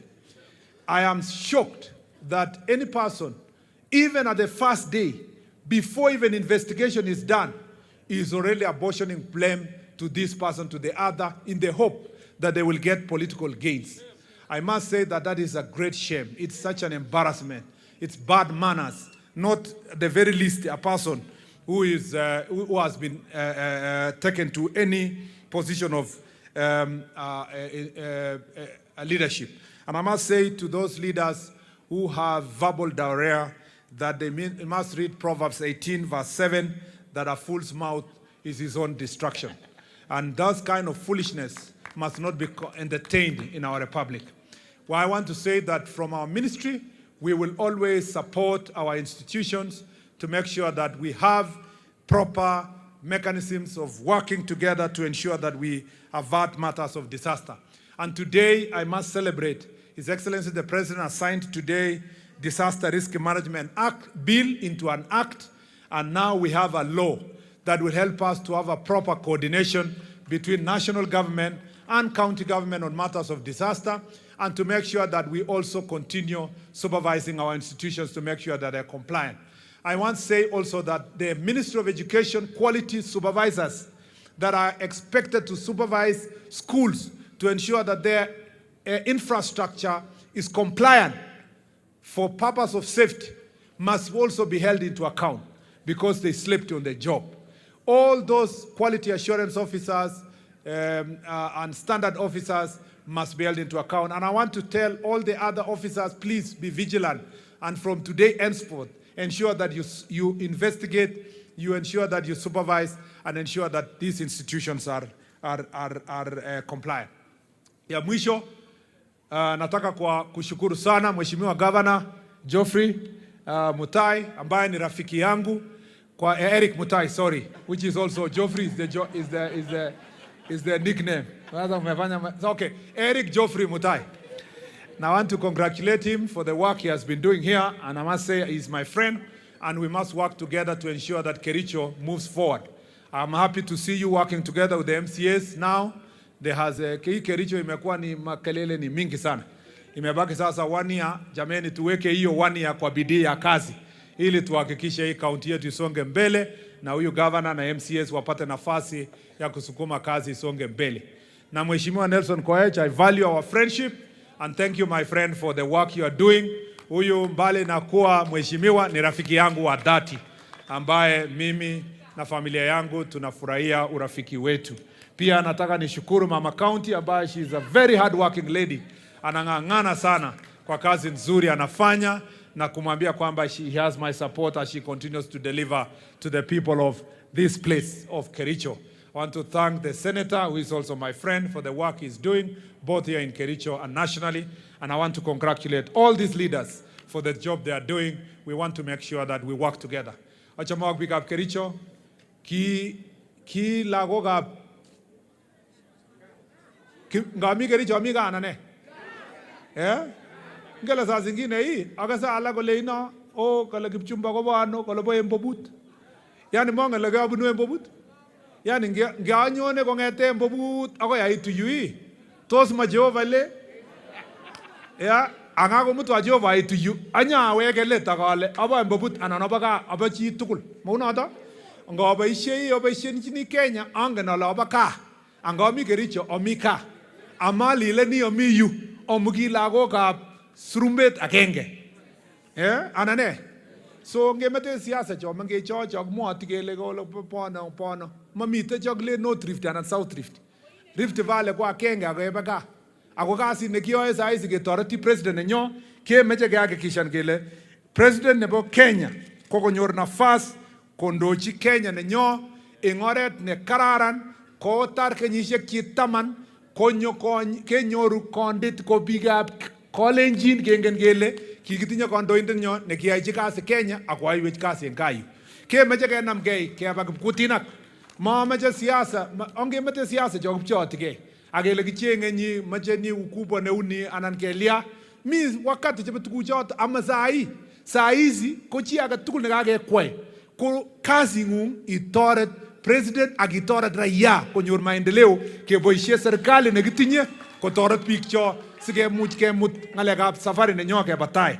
Number 2, amache alecho as I close, I must say that County Commissioner, sorry I forgot, and Mheshimiwa amenikumbusha, those cases of femicide, we need to deal with them.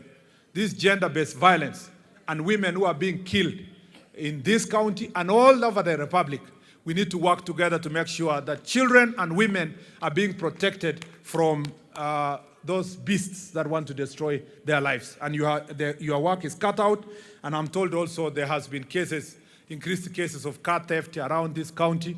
It is your responsibility to make sure that as a county security team, you deal with those issues and deal with it with finality. Otherwise, mumesemaje? Nirudi tena? Nirudi shule tena? Sasa mnasema nifanye nini? Sumkate mshanunuliwa. So bado mnataka niongeze kitu? Niongeze kitu kwa mkate?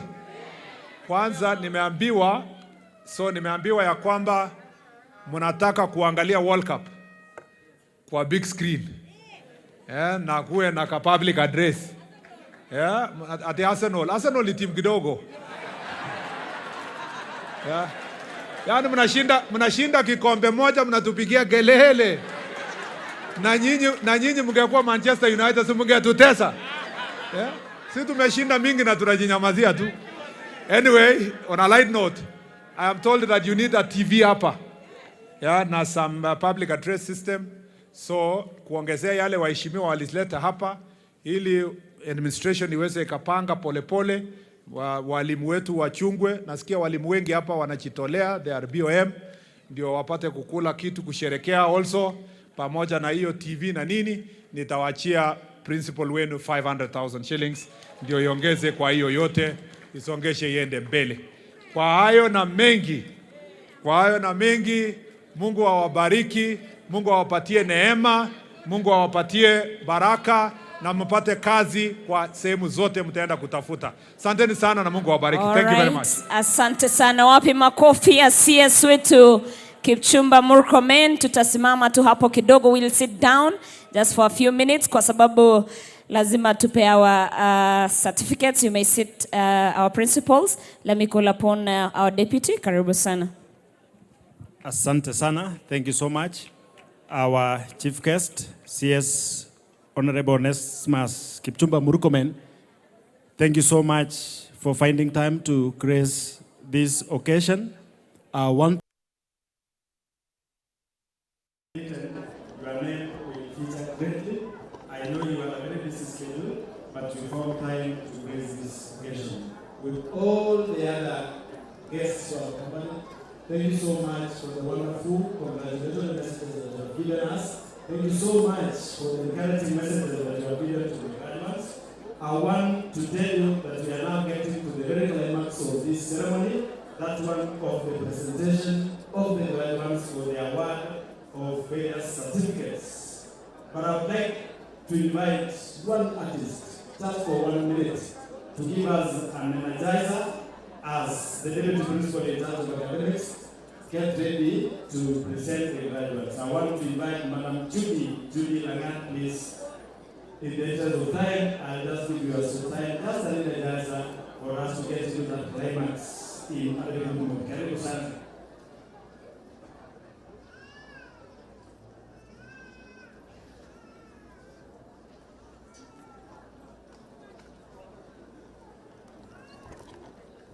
Asante kwa mara nyingine. DJ tupe maua yake Jehova. Tafadhali DJ.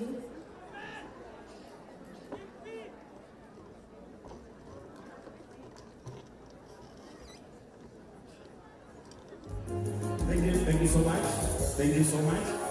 Thank you. We are guided. In the interest of time, I want to invite my brother, Deputy Principal in charge of academics, Mr. Nicholas Teruyot, to lead us in the next session and make it as brief as possible. That of presentation of candidates.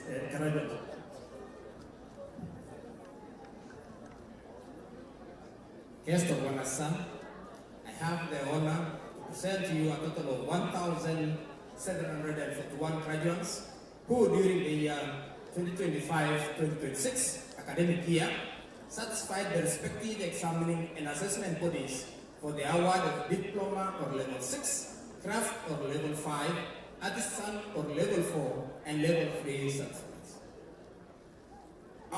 Of these, 1,141 graduates successfully completed various academic and technical training programs offered by the institute, while a special category of 600 trainees successfully completed driver training and have since been licensed by NTSA. Guest of honor, sir, allow me to call upon the heads of the department to present the graduates in the following order: cosmetology, hospitality and institution management, mechanical and automotive.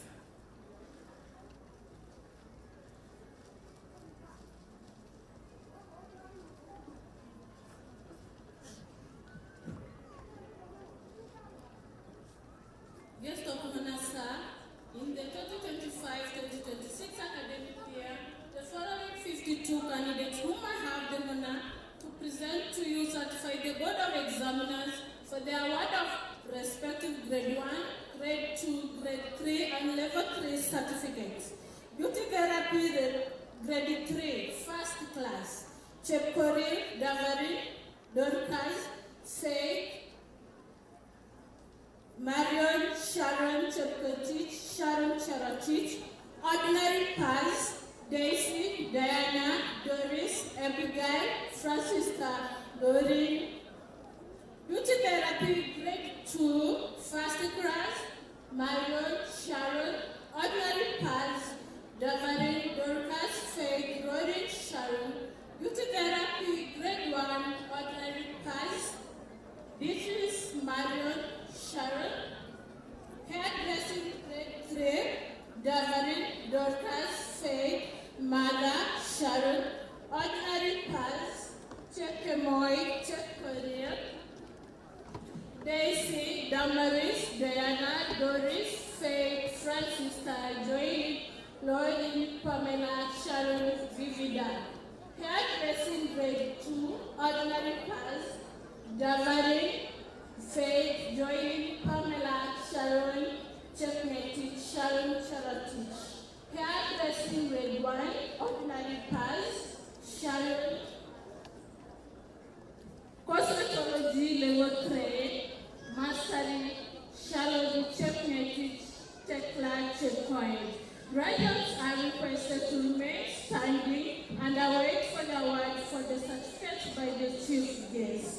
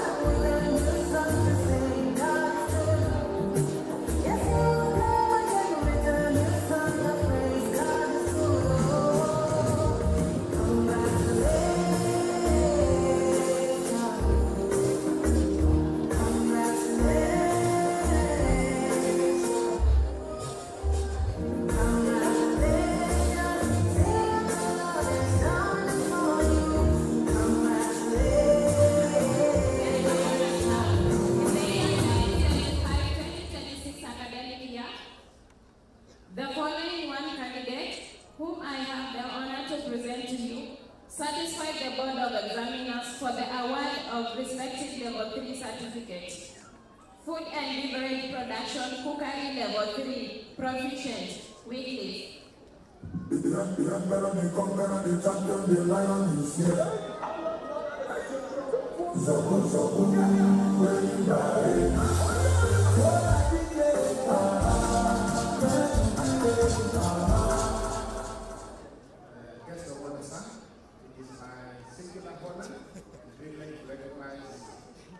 Special category of graduates who have successfully completed the Institute Graduate Training Program.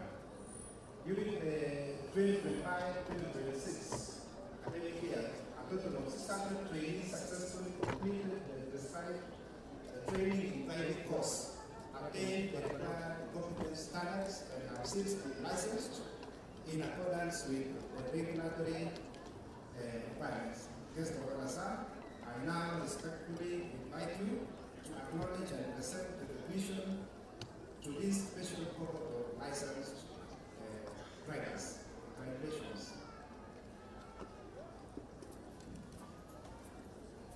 Guest of honor, sir, it is now my honor to invite you to present the Level 3 certificates to the writers.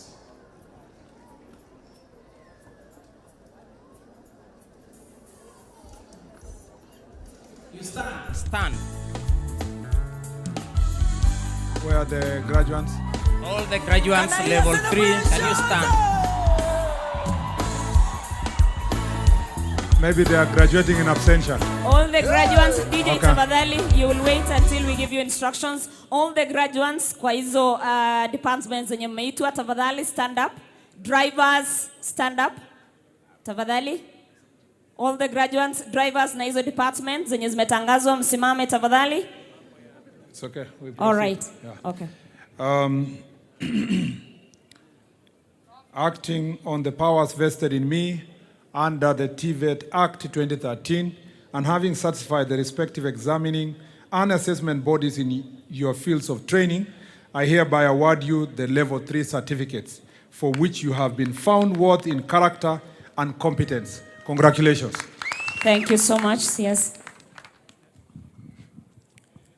Guest of honor, sir, allow me to call upon heads of department to present the graduates in the following order: agriculture and agribusiness, applied and health sciences, building and civil engineering, business and liberal studies, computing and informatics department, cosmetology, electrical and electronics engineering, fashion design, hospitality and institutional management, mechanical and automotive.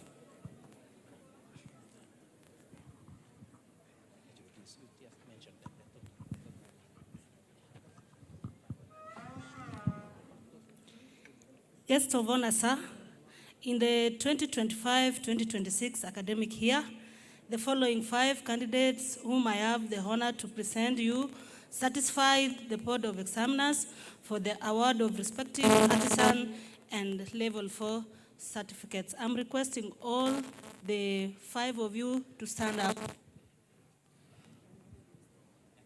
Graduates are requested to remain standing and await the award of the certificates by the chief guest. Thank you.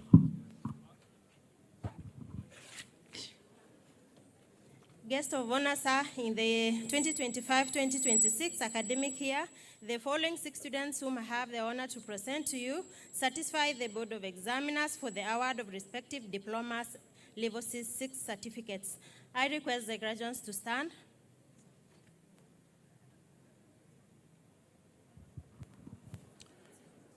Guest of honor, sir, in the 2025-2026 academic year, the following 108 candidates, whom I have the honor to present to you, satisfied the Board of Examiners for the award of specific artisan and level 4 certificates.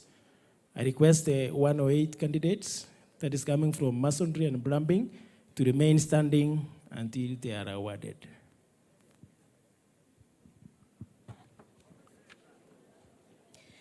Guest of honor, sir, in the year 2025-2026 academic year, the following for the 3 candidates whom I have the honor to present to you certify the Board of Examiners for the award to respective artisan and level 4 certificates.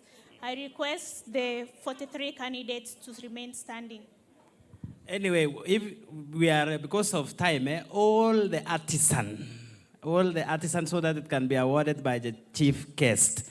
We are in the business and liberal studies. You have the booklet. Kindly stand, all the artisans, because we are not going to read the names. There's Chemgetich, Chepkemoy, Chepkuri, Chepkorir, Chemwen. We are saying all the artisans in the Department of Business and Liberal Studies, kindly stand. Kindly stand. If you are in that Department of Business and Liberal Studies, kindly stand, so that you can be awarded the artisan certificate. If your name is there, artisan, kindly can you stand? In that order, we are moving from one department mentioning block because of time. There is Chemgetich, Chepkemoy, Chepkuri, Chepkorir, all the artisans which they are numbering.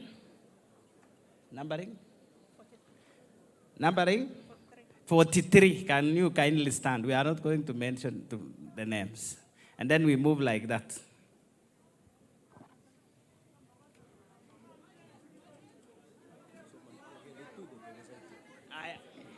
Or kindly, HOD, you read all of them, and then they will stand at once, very fast. Artisan certificate in storekeeping, credit, Chepngetich, pass, Chepkemoy, Chepkirui, Chepkorir, Chepngeno, Diana, Doreen, Faith, Joyce, Kiplagat, Kipngeno, Koech, Lynette, Mercy, Ngeno, Obadia, Sharon Chalangat, Sharon Cherono, Yegon. Office Assistant Level 4, Mastery, Brenda, Chalangat. Proficient, Chepkoech, Cherotich, Faith Chepkoech, Faith Chesang, Flossie, Josephine. Competent. Okay, in that order, we move to the next department. Guest of honor, sir, in the 2025-2026 academic year, the following 10 candidates whom I have a honor to present to you satisfied the Board of Examiners for the award of respective artisan and level 4 certificates. Information Communication Technology level 4, Mastery, Brian Kimtai, Kevin Kimngetich Rono. Proficient, Victor Andanyi. Records and Archive Management level 4, Mastery, Aaron Kimngeno Cheruyot, Brenda Chepkoech Kikwai, Nathan Cheruyot Kimboy. Proficient, Chepkemoy, Faith, Nathan. Competent, Purity, Sheila, Winnie. Graduates are requested to remain standing.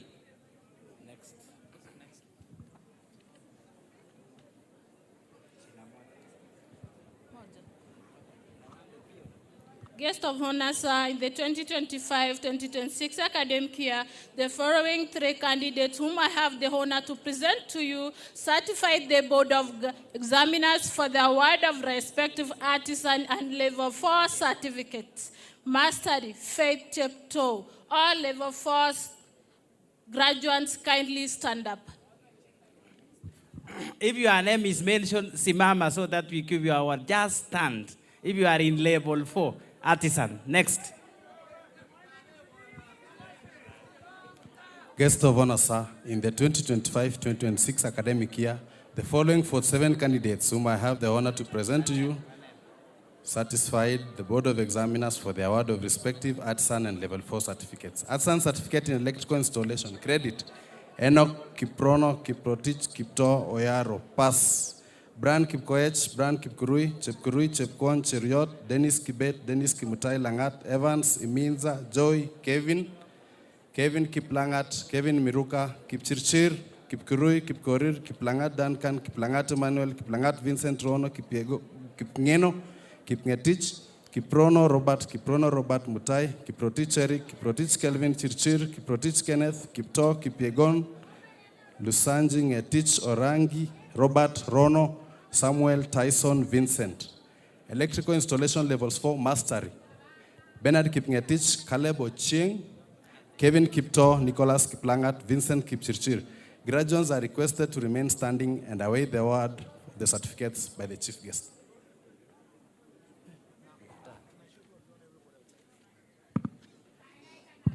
Guest of honor, sir, in the 2025-2026 academic year, the following 50 candidates whom I have the honor to present to you satisfy the Board of Examiners for the award of respective artisan and level 4 certificates. Fashion design, level 4, mastery. Kindly, number 1 to number 9, stand. Mastery, number 1 to number 9, kindly stand. Provisions, number 1 in the booklet to number 10. Artisan certificate in garment making, credit, Chemutai Josephine. Pass, number 1 to number that. Kindly stand. My department, I request the graduates to stand. Please, let's stand. Graduates to remain upstanding till they are awarded. Thank you.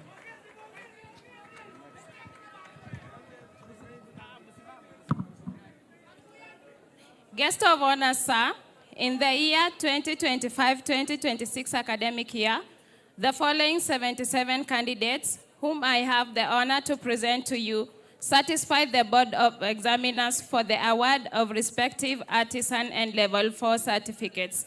Artisan in food and beverage, credit, kindly number 1 to number 9, stand up. Pass, number 1 to number 56 in the booklet, kindly stand up. Food and beverage sales and service, level 4, proficient, Mercy Chepkorir Sigay. Competent, Joan Magdalene Vikodi. Food and beverage production, level 4, mastery, Sheila Chepkemoy Winrose Matingwony. Food and beverage culinary arts, level 4, competent, kindly number 1 to number 7 in the booklet, kindly stand up. Okay, we cleared with food and beverage. Kindly stand and you wait for the chief guest. Food artisan level 4. Kindly stand. So that you can be awarded. Guest of honor, sir, in the year 2025-2026 academic year, the following 1 candidate whom I have the honor to present to you satisfied the Board of Examiners for the award of respective artisan and level 4 certificates. Automotive mechanic, level 4. Proficient, 1, Brian Kipkirui Yagon. Can you stand up? Next. Guest of honor, sir, may I now humbly request you to award the artisan or level 4 certificates to the graduates. All stand. Can you stand? If you are level 4, can you stand? Okay. Acting on the powers vested in me under TVET Act 2013 and having satisfied the respective examining and assessment bodies in your fields and training, I hereby award you the artisan and level 4 certificate for which you have been found worthy in character and competence. Congratulations.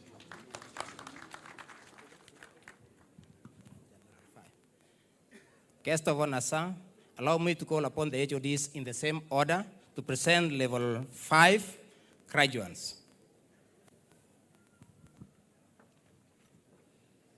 Guest of honor, sir, in the 2025-2026 academic year, the following 23 candidates whom I have the honor to present to you satisfied the Board of Examiners for the award of respective craft and level 5 certificates.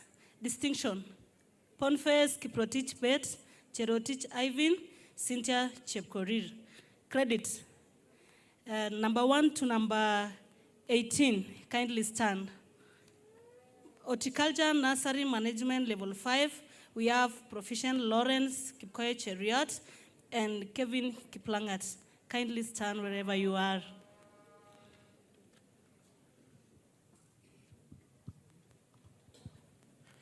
Guest of honor, sir, in the 2025-2026 academic year, the following 90 candidates whom I have the honor to present to you satisfied the Board of Examiners for the award of respective craft and level 5 certificates. Craft certificate in building technology, credit, from number 1 to 16, kindly stand up. Pass, from number 1 to 33, kindly stand up. Craft certificate in plumbing technology, credit from number 1 to 31, kindly stand up. Pass from number 1 to 9, kindly stand up. Plumbing level 5, proficient, Matthew Kibet. Graduates are requested to remain standing until they are awarded.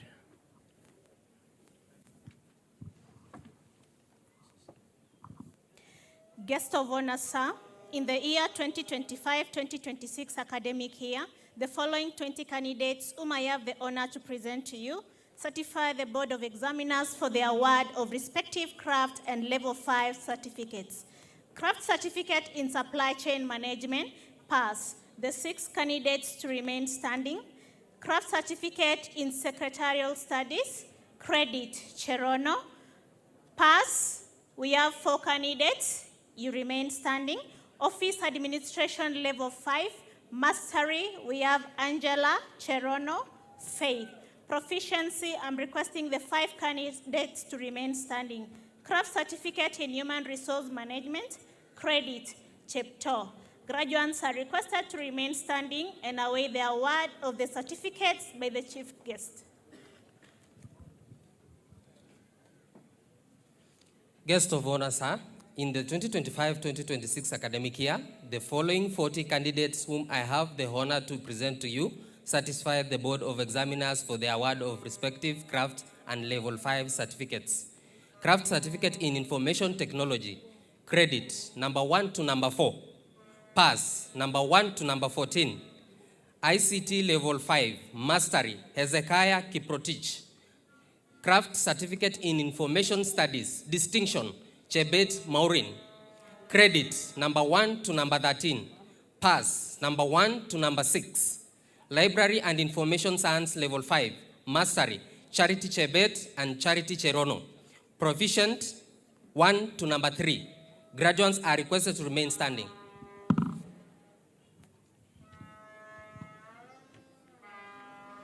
Guest of honor, sir, in the 2025-2026 academic year, the following 8 candidates whom I have the honor to present to you certified the Board of Examiners for the award of respective craft and level 5 certificate. Hairdressing level 5, mastery, Mas Chepkemoi, Karen Chepchirchir, Mas Chepngetich Mutai. Proficient, Ondieki Nyaboke Sylvia, Charity. Competent, Masi Janet Masilangat. The graduates are requested to remain standing and await for the award of craft and level 5 certificate by the chief guest. Guest of honor, sir, in the 2025-2026 academic year, the following 54 candidates whom I have the honor to present to you satisfied the Board of Examiners for the award of respective craft and level 5 certificates. Craft certificate in electrical and electronics engineering, power option, credit from number 1 to number 19. Please stand. Pass from number 1 to number 35. Please stand. Graduates are requested to remain standing and await the award of certificates by the chief guest. Guest of honor, sir, in the 2025-2026 academic year, the following 84 candidates whom I have the honor to present to you certify the Board of Examiners for the award of respective craft and level 5 certificates. Craft certificate in fashion design and garment making technology. Distinction, Chelagat Betsy, Wambua Priscilla Mwende. Credits, number 1 to number 52. Stand, kindly stand. Pass, number 1 to number 10 in the booklet, kindly stand. Fashion design, level 5. Mastery, Abigail, Angela, Clara, Cynthia, Diana, Fancy, Gladys, Grassa, Joan. Proficient, number 1 to 8. Competent, number 1 to 3. Kindly, graduates, you are requested to remain standing and await the award of the certificates by the chief guest.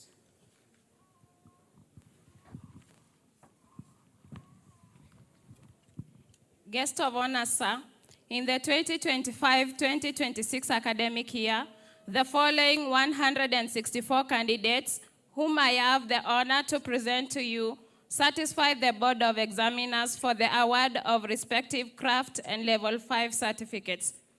Craft in food and beverage production, sales and service. Credit number 1 to number 113. Kindly stand up. Pass number 1 to number 25. Kindly stand up. Craft certificate in catering and accommodation. Credit Chepngetich. Pass Chebet. Food and beverage production, culinary arts, level 5. Mastery, Albright Chebet, Brenda Cherono, Brilliant Cherono, Karen Chepkemoi, Chemutai Vikoti, Chepkemoi Karen, Chepkoech Faith, Chepkorir Sandra, Cherono Salome, Jepkoech Sheila. Proficient, number 1 to number 11, kindly stand up. Competent, number 1 and number 2, stand up. Food and beverage sales and service management, level 5. Mastery, Damaris Dennis. The graduates are requested to remain standing and await the award of the certificates by the chief guest. Guest of honor, sir, it is now my pleasure to respectively invite you to award the craft and level 5 certificates to the graduates.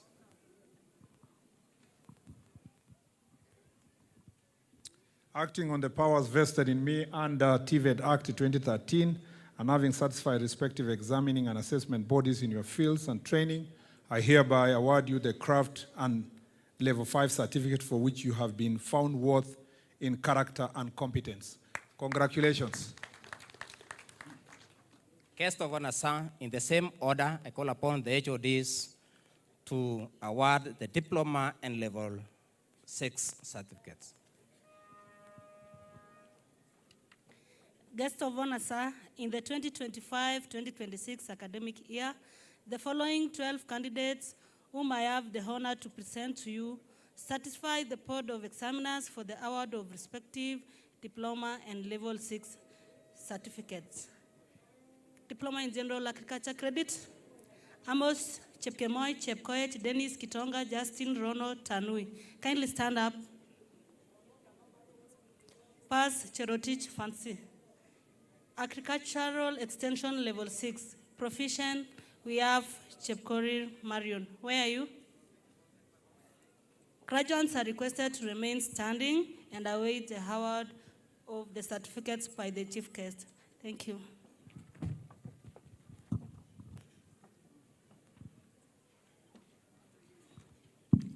Guest of honor, sir, in the 2025-2026 academic year, the following 6 candidates whom I have the honor to present to you satisfy the board of examiners for the award of respective diplomas, level 6 certificates. Diploma in applied biology, credit Titus Kimtai Rono, please stand.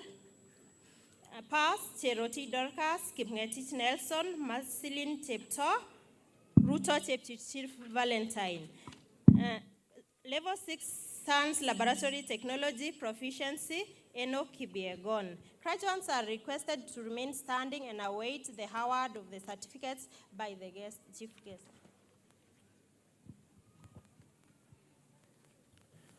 Guest of honor, sir, in the 2025-2026 academic year, the following 14 candidates, whom I have the honor to present to you, satisfy the board of examiners for the award of respective diploma and level 6 certificates. Diploma in civil engineering, pass from number 1 to number 4. Kindly stand up. Diploma in building technology, credit Kipkemoi Evans Kipkirui. Pass from number 1 to number 8. Kindly stand up.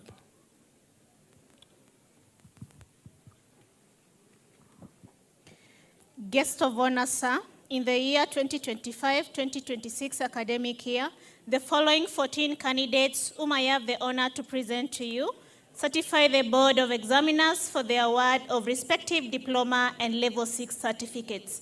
Diploma in supply chain management, credit, I request the 5 candidates to stand up. Supply chain management level 6, proficient, Mercy. Diploma in secretarial studies, pass, Chepto. Office administration level 6, mastery, Sinta Chepkemoi, Dorcas Chepto. Proficiency, I request the 3 candidates to remain standing. Diploma in Human Resource Management, Credit, Cecilia Mulei. Pass, Chepkoech. Graduates are requested to remain standing and await the award of the certificates by the chief guest.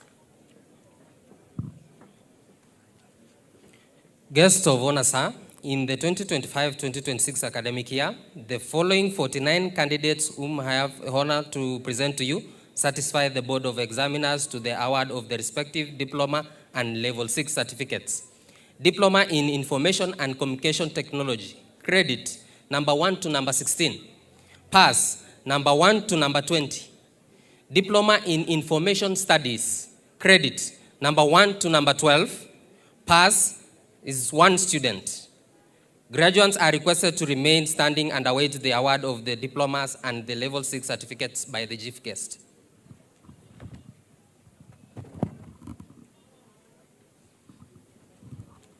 Guest of honor, sir, in the 2025-2026 academic year, the following 6 candidates whom I have the honor to present to you certify the Board of Examiners for the award of respective diploma and level 6 certificate. Beauty therapy level 6, mastery, Chebeti Faith, Joanne Chepchumba, hairdressing level 6, proficiency, Daisy Faith, competent, Valsa Naomi. The graduates are requested to remain standing and await the award of the certificates by the chief guest. Guest of honor, sir, in the 2025-2026 academic year, the following 15 candidates whom I have the honor to present to you satisfy the Board of Examiners for the award of respective diploma and level 6 certificates. Diploma in Electrical and Electronics Engineering per option, credit, Kipkurui, Kiprono, pass, number 1 to number 13. Graduates are requested to remain standing and await the award of the certificates by the chief guest.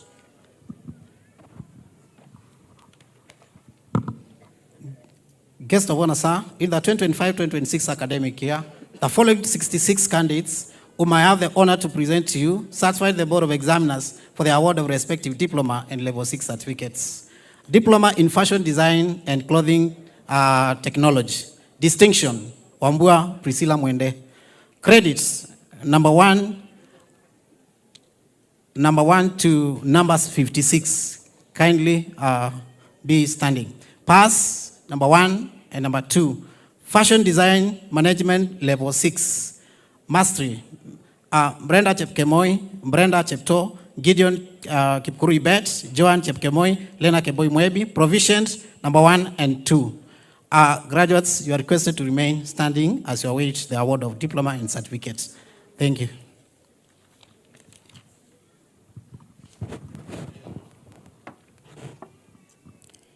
Guest of honor, sir, in the 2025-2026 academic year, the following 40 candidates whom I have the honor to present to you satisfy the Board of Examiners for the award of respective diploma and level 6 certificates.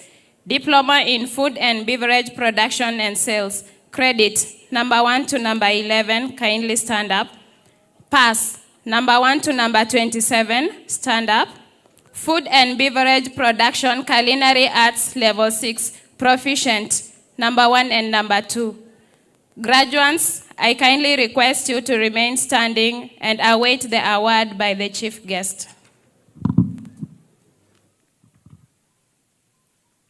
Guest of honor, sir, in the 2025-2026 academic year, the following 1 candidate whom I have the honor to present to you satisfied the Board of Examiners for the award of respective diploma and level 6 certificates.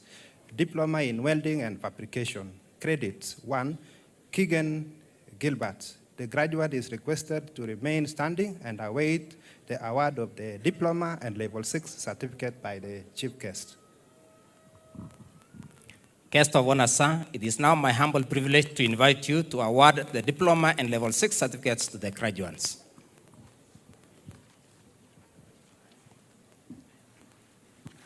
Acting on the powers vested in me under the TVET Act 2013, and having satisfied the respective examining and assessment bodies in your fields of training, I hereby award you the diplomas and level 6 certificates for which you have been found worthy in character and competence. Congratulations. Guest of honor, sir,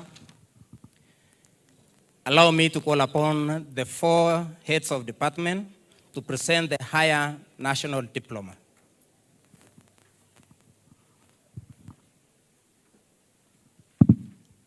Guest of honor, sir, in the 2025-2026 academic year, the following 1 candidate whom I have the honor to present to you satisfy the Board of Examiners for the award of respective national higher diploma certificates. Higher national diploma in applied biology, distinction, Kiprono Kirui Nicholas. Graduates are requested to remain standing and await the award of the certificates by the chief guest. Guest of honor, sir, in the 2025-2026 academic year, the following 4 candidates whom I have the honor to present to you satisfied the Board of Examiners for the award of the respective national higher diploma certificates. Higher national diploma in construction, building economics option, credit, Yegon Calvin Kipkirui, kindly stand up. Higher national diploma in construction, building and civil engineering option, credit, Chebet Chepkoech Cheruyot, kindly stand up. Graduates are requested to remain standing until and await the award of the certificates by the chief guest. Guest of honor, sir, in the 2025-2026 academic year, the following 9 candidates whom I have the honor to present to you satisfied the Board of Examiners for the award of respective national higher diploma certificates. Higher national diploma in electrical engineering, power option, pass, Kibet Ngetich Terer, please stand. Higher national diploma in electrical engineering, power and electronics option, credit, Barasa Cherop Kipkazi Nyaga Winnie, please stand. Higher national diploma in electrical engineering, telecommunication option, pass, Kiprotich Franklin. Graduates are requested to remain standing and await the award of the certificates by the chief guest. Guest of honor, sir, it is now my humble privilege to invite you to award the higher national diploma certificates to the graduates. Acting on the powers vested in me under the TVET Act 2013, and having certified the respective examining and assessment bodies in your fields of training, I hereby award you the higher national diploma certificate for which you have been found worthy in character and competence. Congratulations.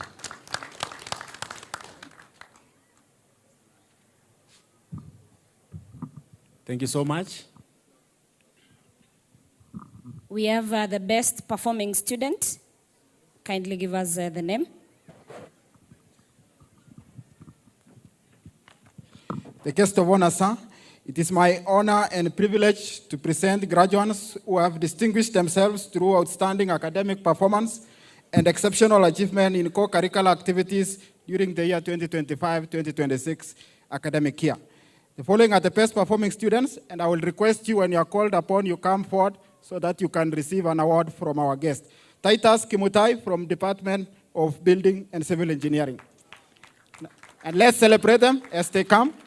Boniface Kiprotich Bet, Department of Agriculture and Agribusiness. Kindly come forward.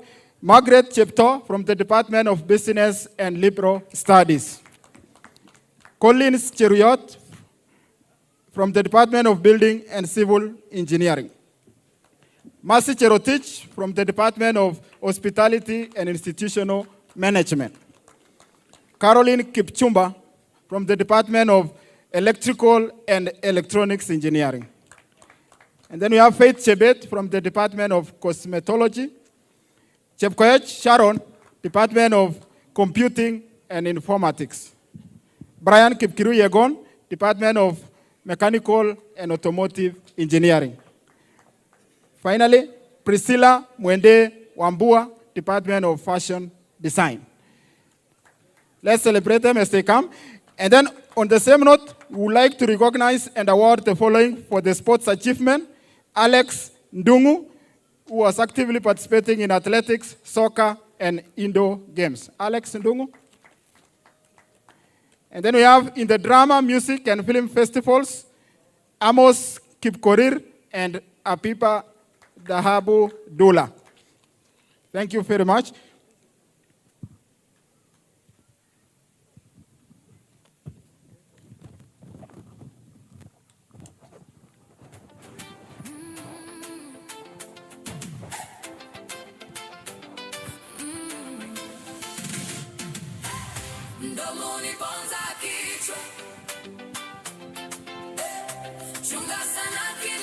All right.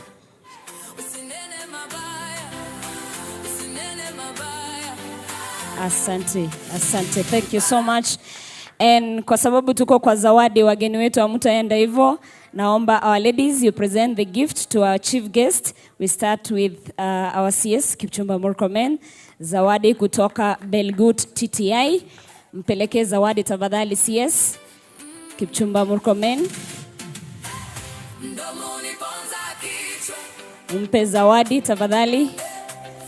Courtesy of Belgut T.T.I. Tunasema asante sana.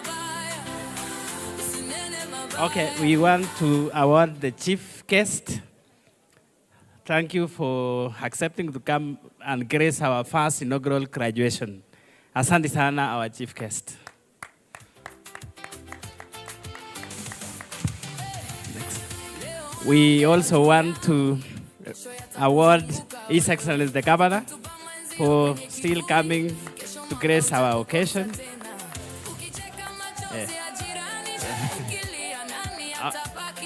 For the support, sponsorship, and for the growth of the institution, we want to welcome Honorable Nelson Koech.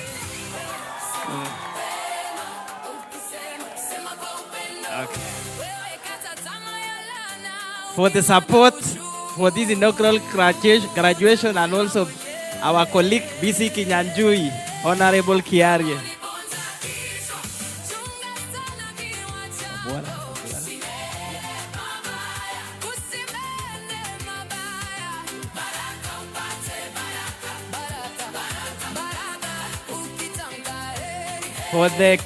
For the BS Principal Secretary Tibet, Dr. Obora, kindly present this gift to our PS.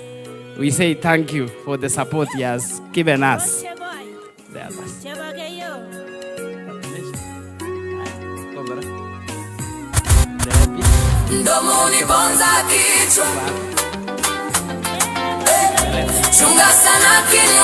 All right, asante sana.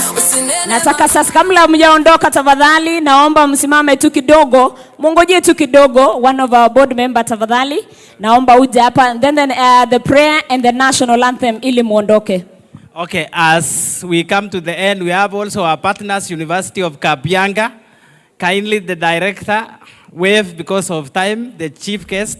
We have the Finlay's Foundation. If there is a representative from Finlay's Foundation, kindly wave.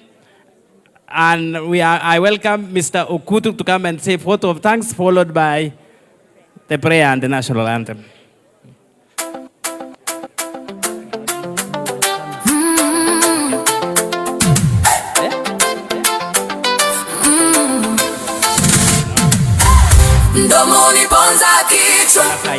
I'm supposed to cross. Okay. Mheshimiwa Elkana, I think there was a miss. We have your gift. We will do it in the office, kindly. Vote of thanks.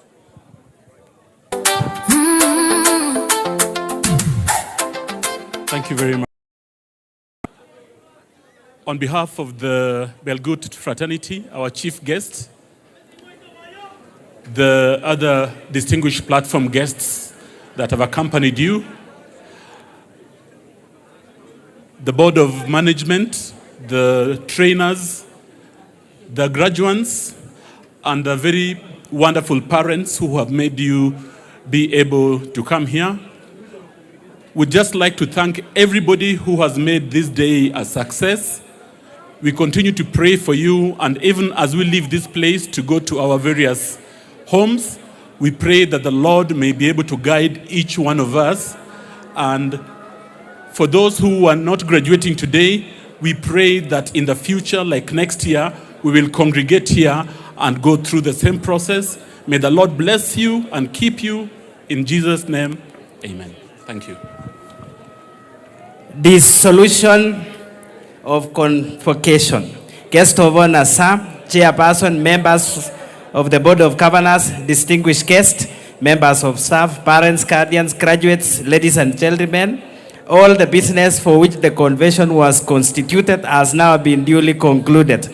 By virtue of the authority vested in me as the principal of this institution, I hereby declare this graduation convocation duly dissolved. On behalf of the institution, I sincerely thank all of you for all your present support and participation, and I wish our graduates every success in their future endeavors and professional pursuits. Thank you very much. All right, prayer from Bishop Tor. Karibu Bishop. Inaomba tusimame sisi wote tuweze kufunga kwa jioni ya leo. Hivyo tunashukuru mheshimiwa, asanteni sana. Na tufunge macho na tuombe. Baba wetu katika jina la Yesu Kristo, Mfalme, tunashukuru kwa wakati huu. Asante maana umeanza pamoja nasi na hata tumemaliza wakati huu. Asante kwa sababu ya wageni wetu wa heshima atakapotoka mahali hapa.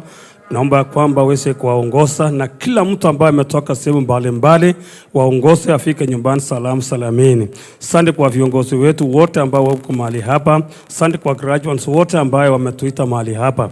Bwana, tunaomba ya kwamba utuongoze kwa kila jambo. Asante kwa sababu ya Belgut T.T.I. Wabariki, waongoze kwa sababu ameweza kuelimisha watoto wetu. Tunashukuru kwa jina la Yesu Kristo aliye mkombozi wetu.